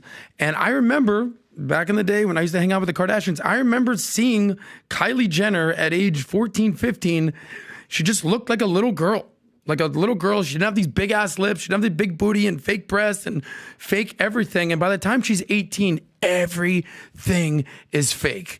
And whether it's Kim, whether it's Kylie, whether it's Kendall, whether it's Khloe, whether it's Kourtney, whether it's the mom, Kris, these girls look up to these people. And they're looking at them on social media. And how they say the comparison is the thief of joy? They're looking at all these women with money and access and status and power and glitz and glamour. And they want to be that. And they tend to forget, look, I'm 15. I can just be who I am and be beautiful, but it's hard to do in the social media age. Well, listen, the one thing is for sure true is girls need validation from their fathers. This is a Father's Day weekend. This is Father's Day weekend. As fathers, as much as it's about us celebrating, hey, Father's Day, it's about, they're going to get us gifts and do all this stuff. And, they say Father's Day is always the one that's forgotten the most. But this is also a way for you to think about what you can do to raise your girls and raise your boys differently. Mm-hmm. My wife right now, she's reading James Dobson's book, Raising Up Girls. If you've never read it, go read it. If you got girls, it's a must read. Rob, can you pull up Raising Up Girls by James Dobson? There's another book that he has called Raising Up Boys. Both phenomenal books to read. Either one of these books will be great books for you to read on how to raise girls, specifically from the father standpoint, because you play a very important role on how to shape their confidence and their identities, and how to make sure that, like the other day, I took Sen out on our date that we went on, and I said, baby, do you know why I treat you this way? She says, no, Daddy, why do you treat me this way? I said, put the crayon down, because we were messing around with crayons at Eddie V's. She said, because I want you that one day when you choose what kind of a man to be with, you have certain set of standards that they have to respect you. They have to show you respect, they have to love you, and they have to treat you like this. This is why I do what we do here together. She says, I said, because baby, one day you're going to have a boyfriend, and one day you're going to be married, and one day you're going to look for a husband. And it got a little bit uncomfortable. I said, I don't want you to be uncomfortable about it. I know it's going to happen, and I'm excited for you, and I'm looking forward to you experiencing that day. But I just want to make sure you're choosing the man properly, that they're giving you the right kind of respect, and they're giving you the right kind of messaging. And we had a very nice conversation with her and I. Yes. I actually want to ask your opinion on being a dad, because obviously love your kids, amazing. I'm asking this sort of selfishly, but also for the people out there. I want to know how you handle giving the hard truth to the boys versus the girls. Your boys and your girls. Even in your book, you talk about using logic and emotion, right? We see girls out there who, rate yourself. I'm a 10. I'm a 10. I'm a 10. We've seen this all before. And even on Soscast, I think of stories where this girl the other day, she called herself a mogul. I was like, what makes you a mogul? She goes, well, one day I'm going to be a billionaire. I'm like, well, you're not a mogul yet. Right? Or there's another girl that's like, I'm a born-again virgin. I'm like, well, you're not a virgin. There's another girl that's like, she's a literal porn star. She's like, yeah, guys want girls with, tread on their tires. I'm like, no, they don't. But girls can be a little bit more delusional because they're more emotional. We just did the story about basically the scientist thing. Yeah, sorry, trans women, you're actually a man. Sorry about that. I'm saying all that to say this. Boys, you can give them the cold hard truth. Like, sorry, I've seen what you've done with Dylan. You're not ready to do this. Tico, you're not where you need to be. What would you recommend how to deliver news or feedback to boys versus girls because of the emotional component? I mean, listen, we still have 40 years to see if we're doing it right or wrong. But I'll tell you how I do it, okay? When it comes down to the guys, to the boys or the girls, I speak very openly with the boys, very openly about, hey, don't make silly comments. If you're going to make something like that to others, have a backing. If you don't have a backup to it, you sound silly just making an opinion. He's the worst president of all time. I said, you know what you sound like? You sound like the rest of the world. I don't respect that. That's not us, the Bette Davis. Tell me why. Explain it to me. Why do you think this is a bad idea? You have a certain way you got to carry yourself. I had a very direct conversation with my oldest a week and a half ago. That was a very good conversation we had about how many victories you've had. Do you feel like you're drifting in life? Is this thing just going by? You're not even paying attention to it. Life's going to go by. We had that conversation. Well, my girl, baby Senna, she's now at 8 years old, where the conversations are able to be a little bit more serious. And I'm openly talking to her about certain things. And I'm also leaning on Jen to have certain conversations with her that are different than the ones that I'm having. And some of the conversations you talk about, boys, school, what to expect, LGBTQ. I'm openly talking about, if someone's going through this, you got to respect them, but that's not you. God created us to be this way. Here's what it's all about. Certain values and principle, keeping them as close to God as possible, making sure they got a relationship with God where they believe in prayer, they're staying close to their faith, that someone is watching over them, taking care of their body, taking care of what they eat. Like we cut out all cereal in our household. A lot of stuff that's been cut with diet. And I even sometimes Brooklyn gets a little bit spoiled because she's so good, man. She is so good. She'll go like this. Shh, sweets. Candy. Yeah. I'm like, no, we're not doing that. She's a pro. You know who taught her that? Do you know who taught her that? Uncle Vinnie. You know who you are. You know who you are. You know who it is? Oh. It's called Papa. He's Papa. He knows it. Gabriel. Papa, because her and Papa are super. So you have to kind of realize that at the end of the day, a lot of people will be trying to influence your kids. But 20 years from now, they're not going to say who was your kid's nanny, who was your kid's grandpa, who was your kid's grandma, who was your kid's this. They're going to say who were their parents. Yeah. And it's your job to lead them properly. But we'll see. We'll see the case study in about 20, 30 years if we're doing any of this stuff right. All right, so I want to wrap up with 4 stories. And we got to go rapid fire through these stories. Yes. So if you're going to comment on it, comment because you got a unique perspective, not if somebody else said something about it. All right, so Elon Musk, $56 billion. There's a couple things going on right now with Elon Musk. One is Musk says Tesla shareholders voting yes for his $56 billion pay package, which is great to hear. And that's what date? What date is that? That's June the 13th. 8:32 a.m. This is 2 hours ago. This just happened, right? That I'm saying most likely he's going to get his $56 billion. That's great to hear that this is taking place. However, there's something going on because Apple they introduced their Apple Intelligence AI, and Elon Musk threatens a ban with Apple. Now, why is this taking place? Because just recently he had a meeting with Larry Ellison, and apparently the conversation was that, hey, if there's anybody you don't want to go war with, it's Apple. You guys got to have a good relationship because you have to download the app, X, all this stuff. There's got to be a solid relationship. But at its 2024 Worldwide Developers Conference, Apple announced a system-wide AI upgrade that will give users access to personalized generative AI. The new Siri will be able to take action inside apps, figure out context clues, and more easily learn natural language. Siri will also begin to work with OpenAI ChatGPT, and app developers are being invited to create with the new AI tools. SpaceX founder Elon Musk said he would ban Apple device at his companies if they were to integrate OpenAI and Apple operating systems. Many tech experts have been hoping that Apple would integrate AI developer tools to iOS, especially because it would give the AI tools access to a wealth of personal information.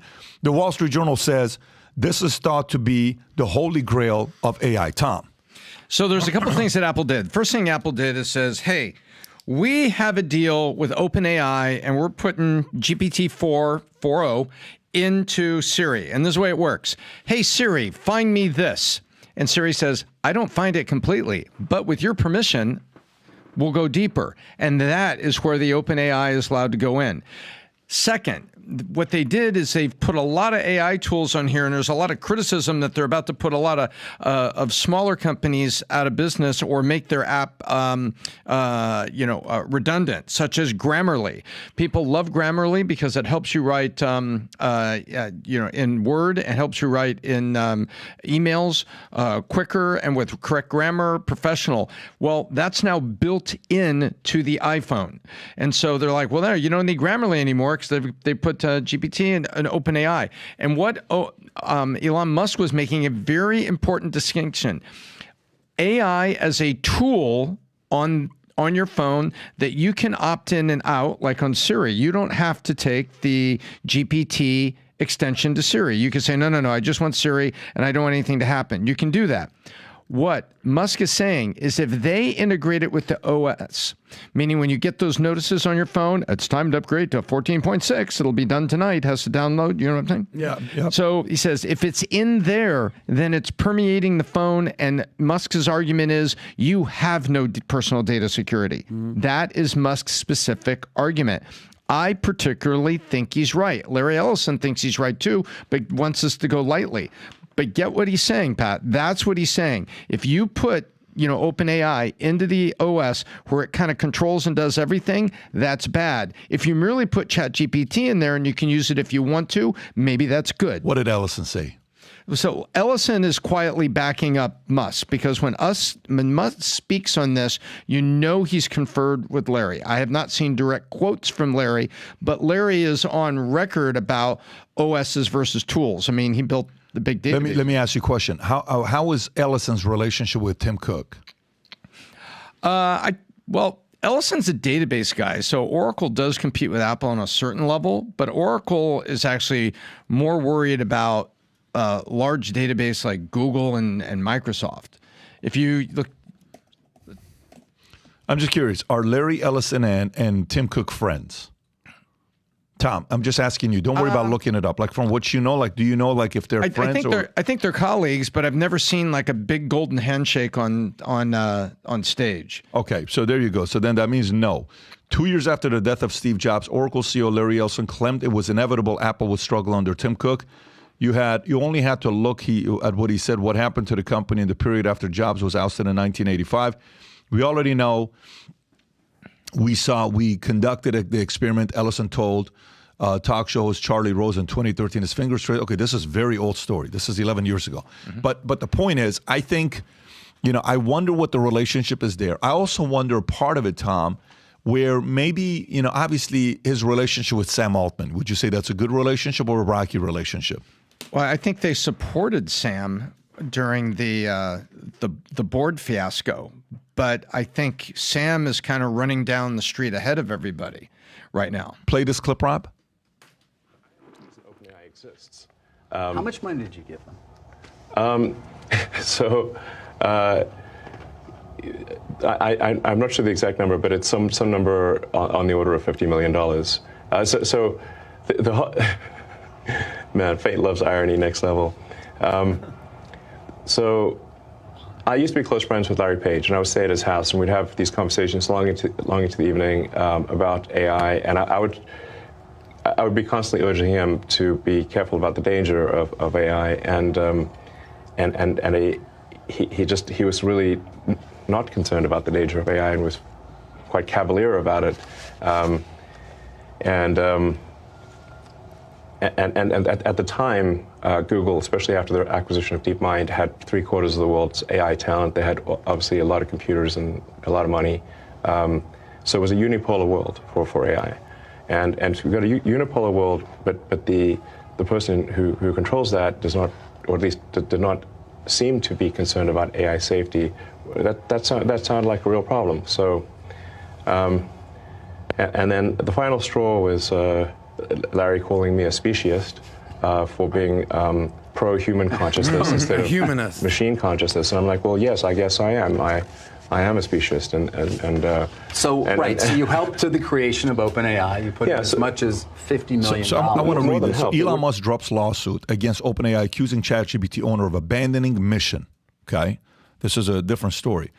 He is accusing Sam Altman of abandoning the original mission of developing AI for the benefit of humanity, not for profit. The lawsuit alleged that OpenAI set the founding agreement aflame by releasing ChatGPT 4 and focused on profit. Musk sought to compel OpenAI to make its research public and prevent it from using assets like ChatGPT 4 for financial gain. Attorneys for Musk requested the dismissal of the lawsuit in San Francisco Superior Court without providing a reason, but it was dismissed without prejudice, meaning Musk could refile it later. OpenAI attorneys described the lawsuit as a contrived attempt by Musk to advance his own AI interests, arguing it was based on incoherent claims and Musk's desire to capitalize on OpenAI's success. Okay, so question on this, Tom. Do you think behind closed doors, didn't he just raise $6 billion? Yeah, right there. Okay, Musk, that's right. So Musk founded his own AI startup, XAI, which raised $6 billion in Series B funding in May, reaching a post-money valuation of $24 billion. Okay, so do you think behind closed doors, there were certain promises and negotiations made between Elon and maybe Tim Cook and maybe others, and maybe the speed of implementation, that maybe the deals are not being kept, that's kind of pissing them off the way it is? Or do you think it's just very exactly what we see, exactly what we read, that's what it's all about? Yeah, and I'll go through it really, really quick.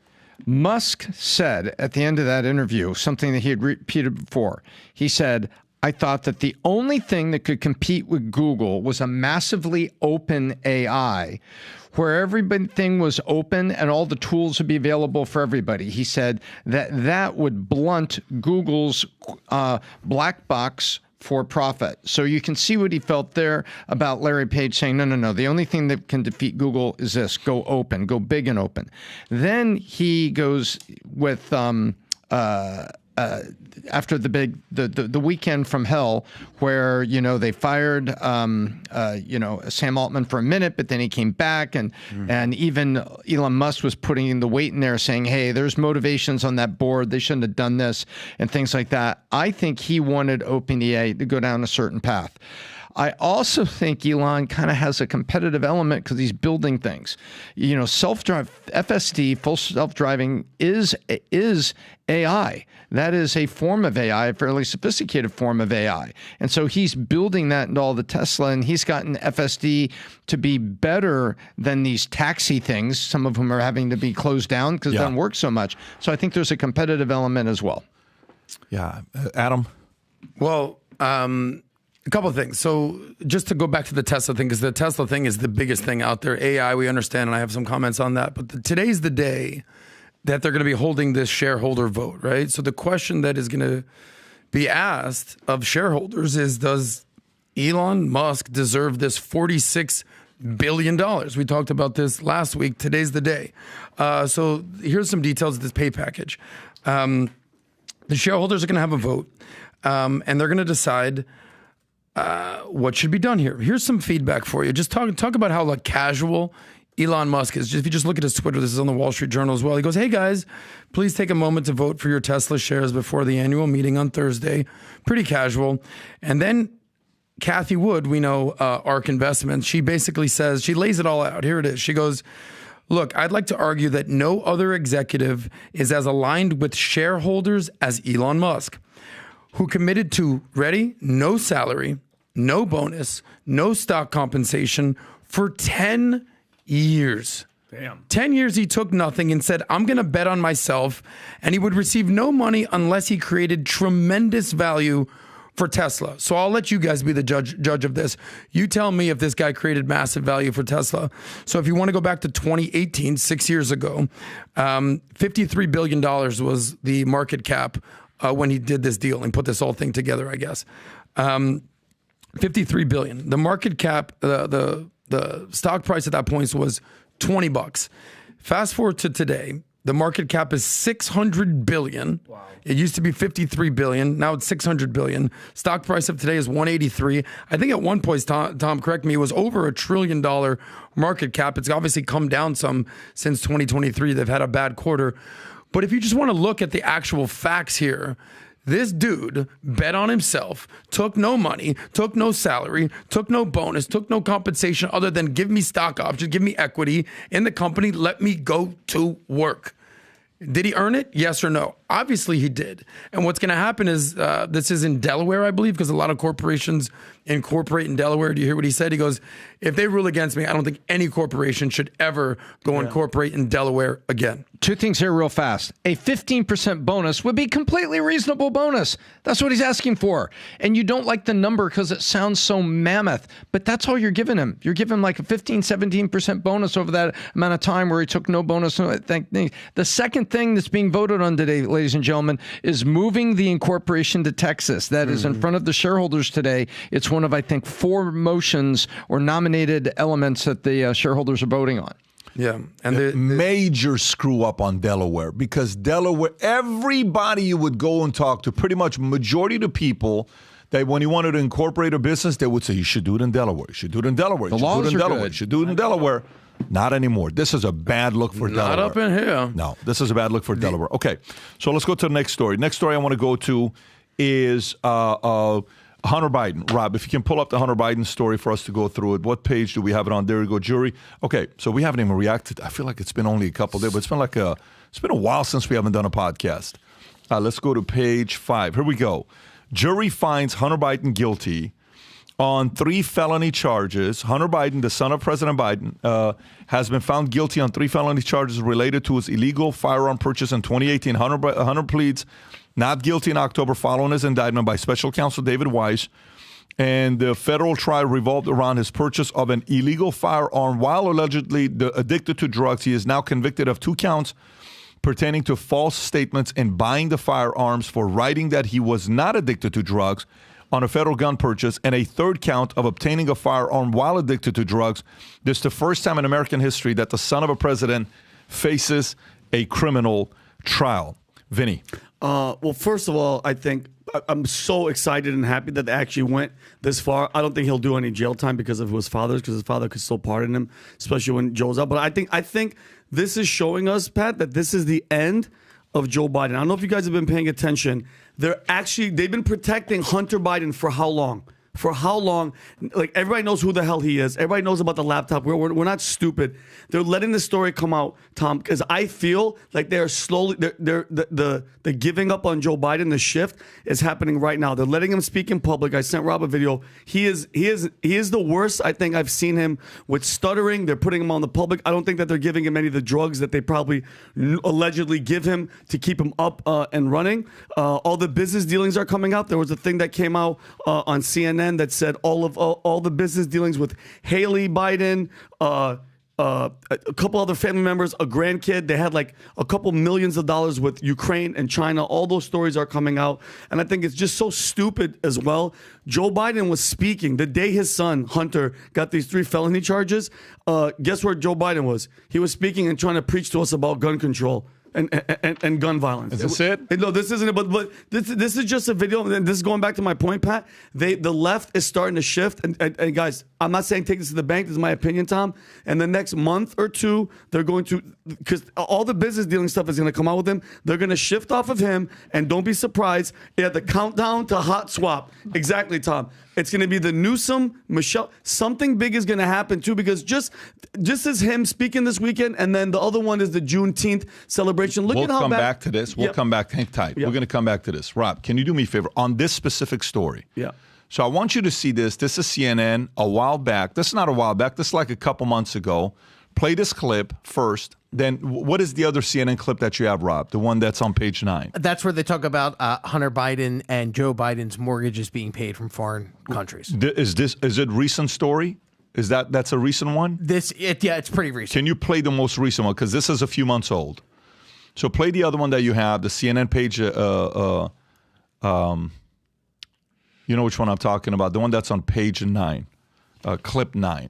Go for it. Play this clip. Watch this. Biden would actually pardon Hunter Biden, despite him saying pretty... Yes, as a father, he would. No. But Disturbing. He knows that he's not going to be convicted. He did not say that about the trial in September because there, the stakes are much higher. He's accused of tax evasion, and the money on which he failed to pay taxes came from foreign sources and is linked to influence buying in other words, to buy the influence of his father, they can actually track the payments to various Biden members, including payments for Joe Biden's mortgage payments. Just to be clear, there's actually not any evidence linking any of Hunter Biden's wrongdoings to Joe Biden. You are incorrect. You are incorrect. We have the bank statements. They've been presented in the House of Representatives. You mean because he paid back a loan to help buy a car from his dad? Because he routinely paid Joe Biden's household bills. This has been...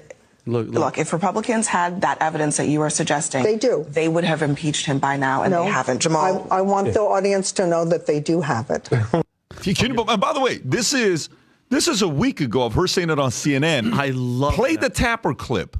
That Tapper has to she's say... not MAGA. That she's not MAGA. Definitely and Tapper has to say the most painful words. Play this clip.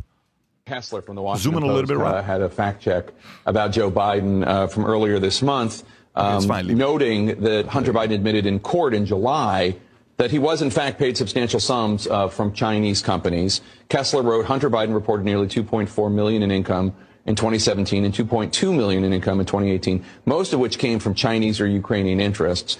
But this directly goes against what Joe Biden said in the debate in 2020 with Donald Trump. Take a listen. My son has not made money in terms of this thing about what are you talking about? China. Once you None of became that vice is president, true. he made a fortune in Ukraine, in China, in Moscow, That is simply and various not other places. True. So it's from two different debates, but he has to say the words. Trump was right. There you go. Oh my God, that must hurt, huh? That must hurt. And so going back to my point, Pat. Now the shift is happening right now. This is the month where everything is starting to shift. The stories are coming out, and just off that story of Jake Tapper, the Biden family. So it was Hunter, Jim, Sarah, Haley, and the grandchild hauled in $18 million plus from foreign sources since Biden was vice president. Okay, it's slowly starting to happen. He's falling apart. The laptop being introduced as actual evidence. And I don't think people understand the amount of stuff that's on the laptop is insane. And it's going to start coming out. And the next 2 months, I think they're going to shift off them. And it was a FBI, the current FBI AIC agent in charge, that testified in court that the laptop was real. This is not some news report speculation. This was raise your hand and testify. Yep. So number one. Number two is I don't think they're allowing, I'm a little deeper than you.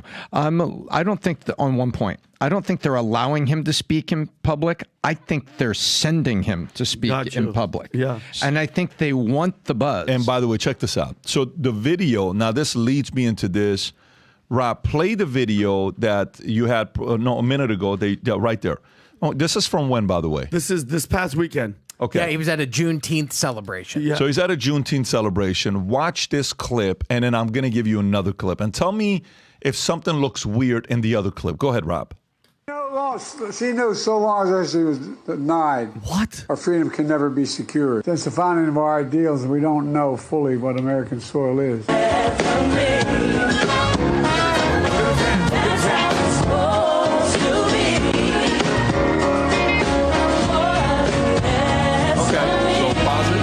Now, Rob, go to the clip that everybody on the internet is reacting to. This is Ed Krasenstein that we had on the podcast. When is this? No, he just posted this 2 days ago. Okay. People are now claiming that Joe Biden has a different skin color on his neck. The absurdities never stop. Okay, play this clip and just watch.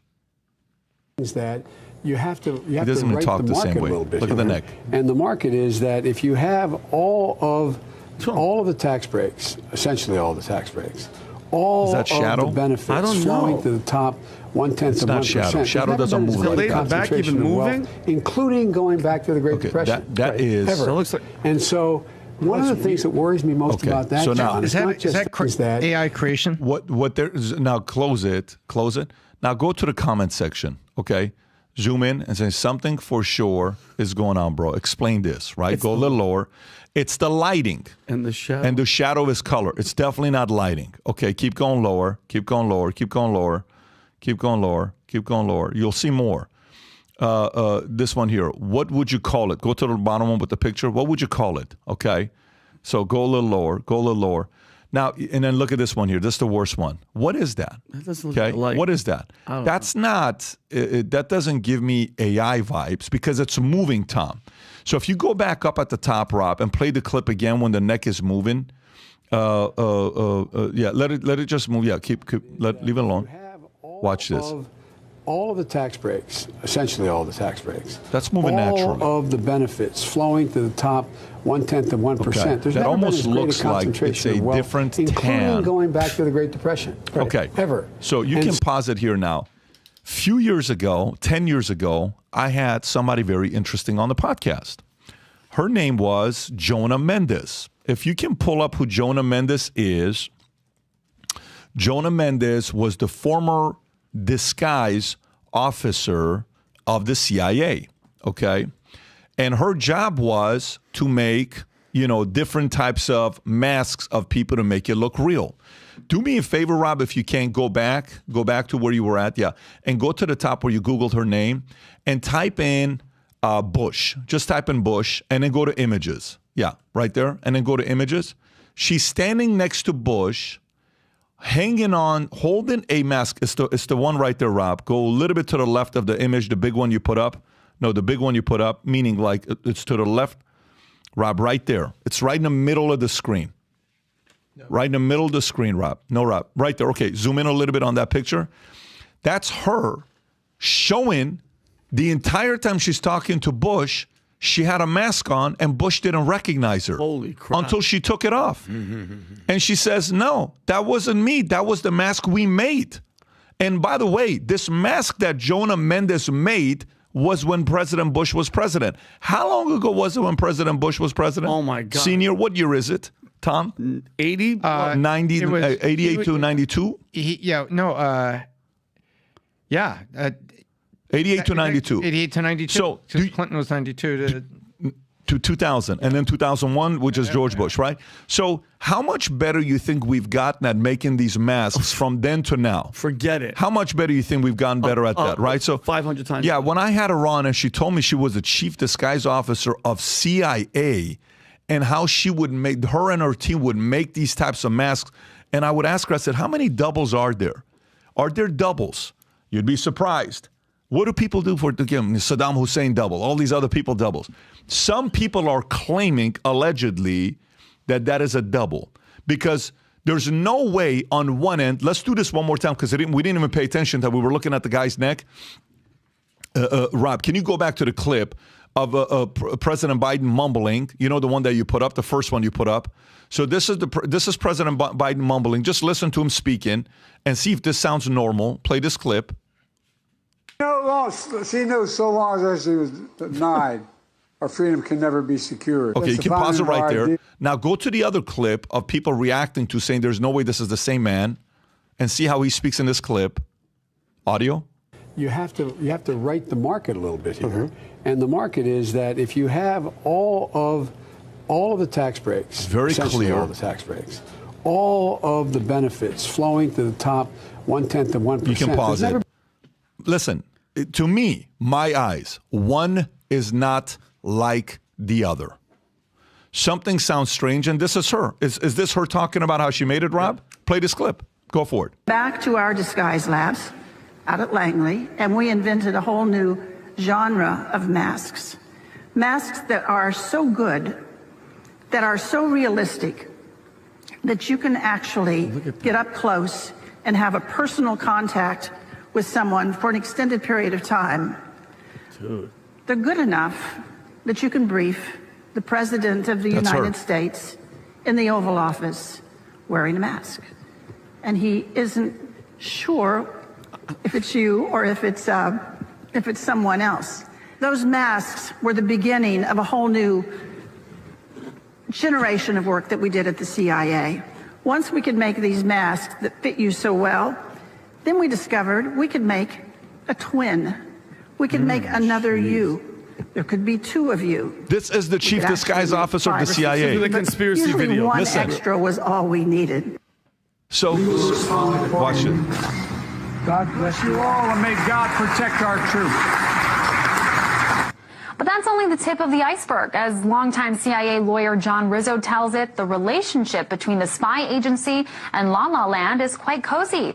In his new book, Company Men. I sent Rob two separate videos on Slack. Pat, and brother, this isn't a conspiracy. The technology is there. This is the head girl at the CIA. Just look at Joe Biden throughout the years. Look how different. Like Rob, look at that guy compared to that guy. Are you kidding? Guys, don't lie to yourself. That does not look like the same guy. And there was one when he was on the plane with John Kirby. His chin, it was a double chin. Then he has a different chin in that one. The nut chin. The nut chin, the Balchinian. It just looks like, I understand people age and they get different faces, but this is ridiculous. This is just. I don't know for a fact what's going on. But what I do know is that when I interviewed the former chief disguise officer of the CIA, she specifically told me that they made these masks so good, this is 30 years ago, that it fooled the leader of the free world, George Bush Sr. That's insane. So if it can fool a man that one out of billions of people becomes a president, if it can fool the leader of billions of people, don't you think it can fool the average day-to-day people? 100%. Or saying, yeah, it's the same person. Yeah. So I don't know. I'm just, it just looks a little bit weird here. Adam. So what's the question? Hunter Biden? Is there multiple Joe Bidens? There's no question. If you have any thoughts on the whole conversation. What's the point? I guess my first question would be, if Joe Biden can do it, could Donald Trump do it? Because he was also the president. He probably has access to any of this. So, look, I might not be in the majority here. This might be controversial. I actually think there's only one Joe Biden. I actually think there's only one Donald Trump. I think Joe Biden is a gaffe machine. I think he has a stutter. I think he makes a lot of mistakes. I think. What do you think that neck is? What do you think that neck is? I don't know, but if you told me that there was going to be a situation where we were talking about skin color on a president's face and neck, I'd be like, oh, we're talking about orange Donald Trump. No, there's something going on in his neck. I don't know. It is weird. But some explaining to do. I don't know. Stay on that. But let me be super clear. Hang on a second. Yeah, go ahead. Stay on that. Stay on that. So you said, then that means there could be a double with Trump. I guess there could be a double of anybody if that's what we're going to do. So no problem. So think about why, if we play speculation game, okay, do you think there's ever been any leader that had a double around the world? I think there's plenty of leaders that have body doubles. Yes, for sure. okay. My one question is, are they the one giving speeches? Right. So that's where it goes to. Yeah. So watch this. Do you think President Trump has shown any signs of not being able to communicate his message clearly? No. Okay. Speaking is not his biggest problem. Exactly. Some of the words that comes out of his mouth, you might argue, could be a problem. No problem. But he's a very gifted speaker and marketer. So do you think President Trump, even at this age of 78, has a hard time clearly delivering his message to the people? The answer is what? No. Okay.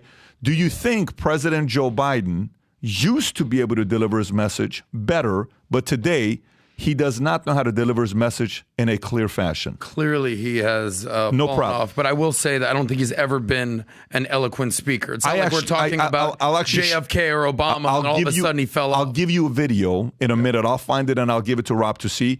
You will not recognize that these two are the same. He's always had a reputation of plagiarism since Johnny Carson days. He's always had a reputation of duplicating and doing all what other people's speeches are saying. It's fine. But he used to be a good communicator. So the reason, again, we're playing speculation game. Sure. If somebody was to bring a double, would be for what reasons? If one were to do it, what would it be for? For Biden or for general? No, general, anybody. One would be protection. Is that fair to say? Yeah, for sure. Where it's kind of like but protection, you're just walking, right? So it's not like you're in a public, you're like, look, we don't want to have the president walking, let's have somebody else walk. Yeah. So one would be protection. What would be another reason why you would want to, have a body double? You can be two places at the same time. You can cover your tracks. What else? Maybe you can, hey, listen, this guy ain't ready to give a speech today. Get this guy out there. He can give the fake speech, give the fake Joe Biden out there, do all that, right? So again, I'm not sitting here telling you that is the case or not. I'm purely speculating if there were. The chief disguise officer of the CIA just tells you we have such great advancement that we can make the face look so good that you can talk, and it's the same exact person. It gives you a little bit of concern to say, is this really happening? Especially after all of a sudden says, hey, tough guy, June 27, I beat you twice, I'll beat you again, debate all this other stuff. I don't know. I think there's some reason for people to be skeptical. I don't know if I'm there right now, but I think there's some reason for people to be skeptical. You're an odds guy, and I know you want to move on real quick. Odds that he has this fake body double. What percentage? Tom. 100%. 100%. They've been using doubles, and you can. We don't need to dive into it. They've been using doubles since Reagan. I'm saying getting out there and giving speeches specifically. No, they've been using doubles since Reagan, and so in those 40 years, is it possible they progressed it all the way that the guy could pull off a speech? Yes. You can really dive into the State of the Union Tom has speech. never said 100%. I am so impressed. What do you think, Vinnie? You can really dive into You don't really give yourself a lot of wiggle room. I think 100% with Tom. I know you guys, Tom does, Adam hates when I say 100%. I think 100% body double, obviously, because even celebrities have body doubles. I don't think, my belief that is not the same Joe Biden, because from his earlobes to everything from his chin, that's not from the window to the wall. That is definitely not Joe Biden. There's a movie in 1993 called Dave. Did you ever see Dave? Where the president is with a girl and has a heart attack. They find the guy that looks just like him, and he changes the system and everything like that. It's called Dave. Well, Vinny, I want to have a fun little exercise with you quick, because I already have a vote with a bet with Tom. Yes. And you pretty much went out there and said that the switch is in, the flip is in. So let's just have the vote already. Tom and I have a vote that I believe, whether it's for good or for bad, these Dems, they're riding with Biden. Yeah. Straight up. They're basically saying, which one? We're gonna one of them. They're basically saying, you know what? We think we can beat Trump. We're good or for bad. There's a lot of people out there probably being like, these idiots are actually sticking with Biden. Yeah. But Vegas hasn't moved much. Okay. Since the indictment, the polls are actually pretty close. Yeah. The DNC is August 19th. The RNC is July 15th. Okay. So I think Trump's going to be the guy. We all know that. I don't think he's going to go to jail. We can have that conversation. Yeah. You're pretty confident they're going to flip out. Do the switches in, whether it's Obama, Michelle Obama, whether it's Gavin, this. So all right, let's make the bet. By the DNC, they're going to do the switch. How much are we putting on it? I mean, well, hold on, because we already have a $500 bet on that he's going to go on Rogan. And $500 bet on. So we have 1,000 on the McGregor. table. Conor McGregor. Yeah, but this is specifically on Joe Biden. I don't want to make this a betting thing. Let's go, bro. Get to the point. Like, we got to go. That's how confident you are. Okay, $100? good. $100. That's weak. All right, so let's go through this. All right, so here we go. Next story. Next story we got is, what do we do so far? We did Musk. We did Hunter. Okay, pull up the clip from Nancy Pelosi. Pull up the clip from Nancy Pelosi. Very soon we're going to have a sponsor is going to be DraftKings. Yeah, we got to put our money where our mouth is. Right? Go to the other clip money where our mouth is. Or Stolichnaya. This is her in January 6th. Watch this. This is her, by the way. Pause it. So let's preface what this is, Vinny. Her daughter is in the back seat recording all this. And mind you, there's been speculation, like she had two of the same exact conversation. They recorded it. This is all supposed to be like a documentary from her daughter recording, but little did they know that she admits something here at the end of this. Oopsie. We have responsibility, Terry. We did not have any accountability for what was going on there, and we should have. This is ridiculous. You're going to ask me in the middle of the thing when they've already breached the inaugural stuff that should we call the Capitol Police? I mean, the National Guard? Why weren't the National Guard there to begin with? They thought that they had sufficient resources. That is not a question of how they had. They don't know. They clearly didn't know, and I take responsibility for not having them just prepare for more. She's taking responsibility for them not being there and being prepared for more. And let's just very quickly. Okay, you want to show this one? Yeah, of course. Let's show this one. This is her responding to the video.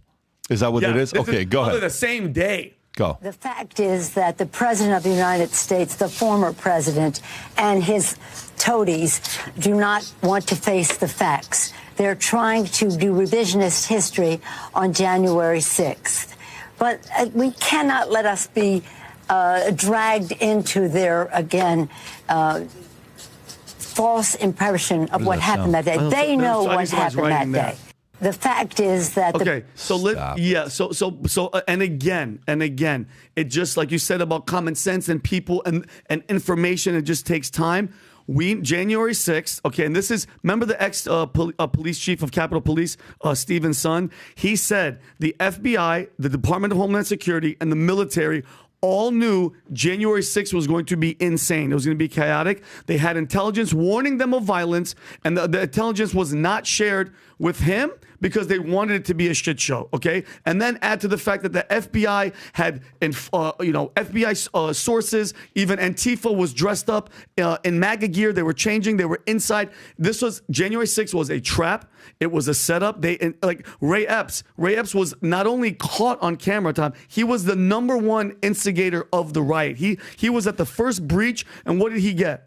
He got a misdemeanor, and he's going to do no jail time. Okay, everybody else that was there got 20 years. They're still arresting people. They're arresting veterans who are outside holding flags. And I'm happy. I hope something comes up about this because they all knew, but they wanted it to become what it did so they could go after everybody because they don't want anybody going to Washington. Tom, how big of a deal is this, Tom? How big of a deal is this?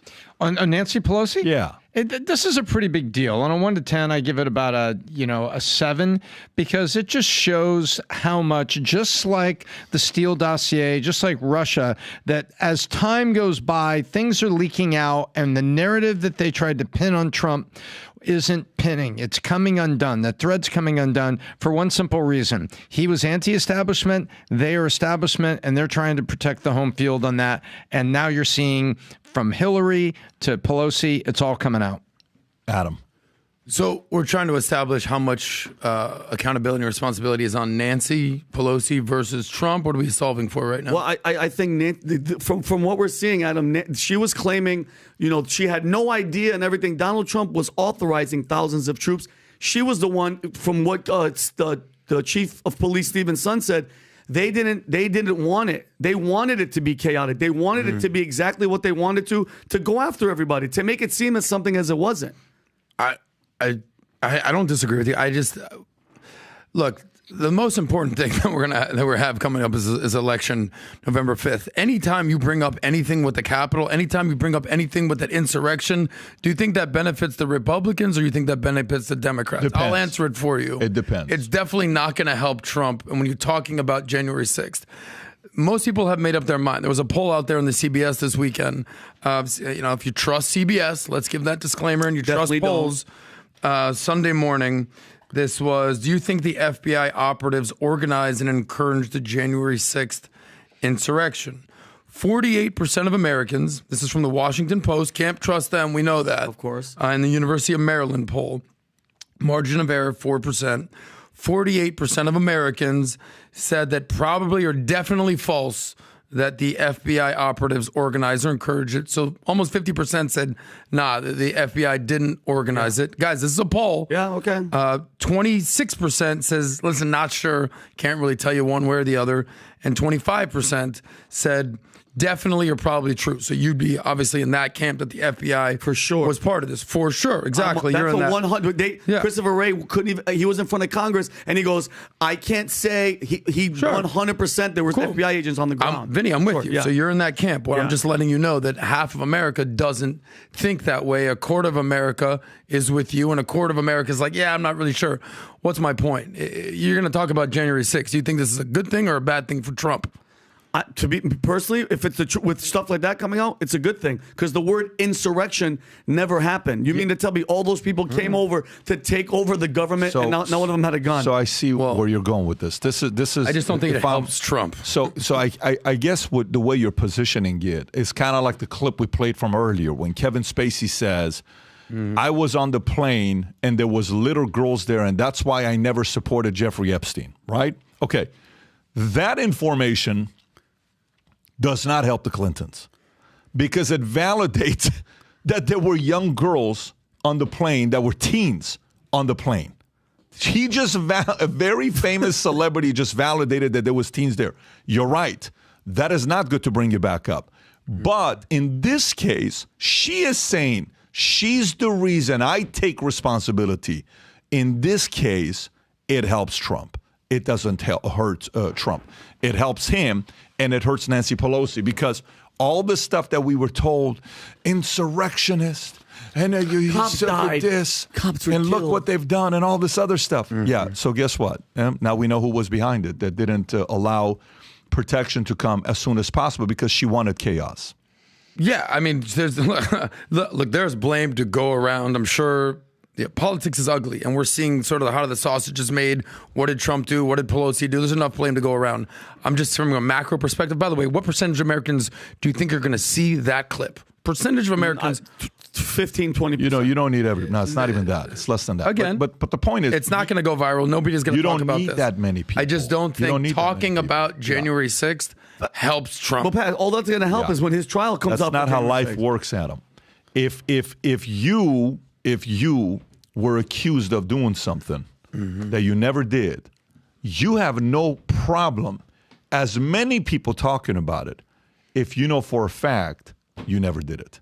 You want that to be talked about if you never did it, especially if more proof is coming that you didn't do it. Trust me, you want that. Trust me, that community who was accused of that wants that. So part of it helps him, doesn't hurt him. I don't disagree. Last point, when you see, and quote me on this, hundreds of millions of dollars of ads that hit the airwaves this summer and this fall before the election of the greatest insurrection clips ever of Confederate flags in the Capitol that Robert E. Lee and Stonewall Jackson weren't able to do. They were in there. Of our buddy that we interviewed, what's his name? The QAnon shaman. When you see people smashing, fighting police, when you see hundreds of millions of dollars worth of ads replaying the highlights of January 6th, ask yourself, does that help Trump or hurt Trump? It ain't going to help Trump. Yeah. Again, that part with logic, if it's showing to redeem a person, 100% it helps him. Similar to what you said earlier on today's podcast. You said, I almost fell for Kevin Spacey. He is that good of an actor. Just like I fell for what? Russia collusion. Yeah. And now, do you think the Russia collusion was a accurate statement, or they were manipulating to hurt Trump? They were definitely manipulating. This is the same exact thing what you're with doing. J6. The only difference is, this is the same. January 6th actually happened. No, but no, it's not January. To say happened. I'm not calling it an insurrection. I'm saying the ugliness of it all. But that's okay. No. But what you just said is listen. You go and you hook up with a girl. Okay. No. Hang on. Let's not use this analogy. I don't want to use this analogy. You go hook up with a girl, and imagine somebody keeps saying, "No, you raped her." No, you raped her. Yeah. So was there sex between you and the girl? No. Yes. No, I'm a virgin. If there was sex between you and the girl, one can say it's what? Consensual. One can say it's what? Rape. Okay. There is a big difference. Meaning, was there a rally with millions of people, not millions, thousands of people that were not happy that Trump lost because they felt that holding back the New York Post story was manipulation? Yes. But is that an insurrection? No. There's a big difference between a rally and an insurrection. And that difference is called a crime. So in this case, when she finally says this, no. This is saying that she was responsible for the crime. I'm with you, but as I see this stat, I have to point out the obvious. Our audience, 94% believes the FBI was involved in instigating the insurrection. I love our audience, respect, say what you want to say. You know, all the lovely comments are out there. That's not even what I'm by the way, if you notice, if you notice, say 50%. So our audience isn't indicative of actually what happened. I've said. I'm not talking about what you said. I'm saying about that poll right there. What I'm saying on the screen. I don't care about the Fed stuff. I'm not talking about the Fed stuff. I'm talking about the qualification of a word being used. You had sex with a girl. No, you raped her. Those are two. The intercourse happened, but one was consensual, one was forced. Did you hold a rally? Yes. Why did you hold it? We were not happy with the results, but was there insurrection? No. They let us in and they didn't even want, she didn't even want to. Those are the qualification and the definition of the two words are different. And by the way, very quickly, as we've learned in the last few years, 64%, whatever the number was, majority of America. Rob, can you pull up the stat on JFK assassination? The trust in JFK assassination over the years. Okay, there's a poll for it where it says 80% of the public believe the fact that it was Harvey Oswald, and then that's gone down to numbers where now people realize the number one person that they think was behind the killing of JFK was who? The government. Yeah. And it's changed. How many years did that take? But it doesn't matter. It's how long it takes for... Well, no, you've got 6 months to convince the general public that January 6th was actually a good thing. This helps. I agree. Yeah, but this helps. It needs to happen quick. Okay. This took 60 years. I get that. But today, there was no social media then. Today, there's social media, so things move much quicker. All right, Rob, let's go to the last story. Florida, Russia, what the hell is going on there? So if you have a clip, so here's a clip. So Russian warship in Cuba are no threat, U.S. says. All right, no problem. So this is a few hours ago. U.S. officials have played down Wednesday's arrival of 4 Russian naval vessels in Cuba for military drills. The visit of the vessels, which include a nuclear-powered submarine, not a big deal. I mean, it's just a nuclear-powered submarine and a frigate have been seen as a show of force amid Moscow's tensions with the West over the war in Ukraine. They are anchored at the Havana Bay, some 90 miles from the U.S. state of Florida. We, of course, take it seriously, but these exercises don't pose a threat to the United States. The Russian moves are consistent with the routine naval visits that we've seen under different administrations. Press Secretary Sabrina Singh added. Russia's defense ministry says Admiral Gorshkov frigate and the Kazan submarine are both carriers of advanced weapons, including hypersonic missiles, Zircon. They earlier conducted missile drills in the Atlantic. But Cuba's foreign ministry says none of the vessels have nuclear arms on board, and their 5-day visit does not pose a threat to the region. Now, obviously, we have to sit there and believe that. But this just happened last night, folks, when you were asleep. Russia shows up out of nowhere. Tom, how normal is this? Is this a tactic? Is Putin trying to send a message? What do you think this is? This, excuse me, sorry about that. This is a show of force by Russia. Number one, that they are calling a visit to Cuba, and they are basically, while Biden is president, sailing right on by into Cuba and making their point. We can do whatever we want. This is a result of weak leadership in the United States. And now you have the U.S. government saying, oh, it's no threat. This stuff happens all the time. And they're saying that because they don't want to appear weak. But if you think the chairman of the Joint Chiefs and you think that really the U.S. Intelligence and defense community underneath the covers like this and think this is okay, you're kidding yourself. This is not okay. Well, this is scary stuff. We never want to hear Russia in Cuba.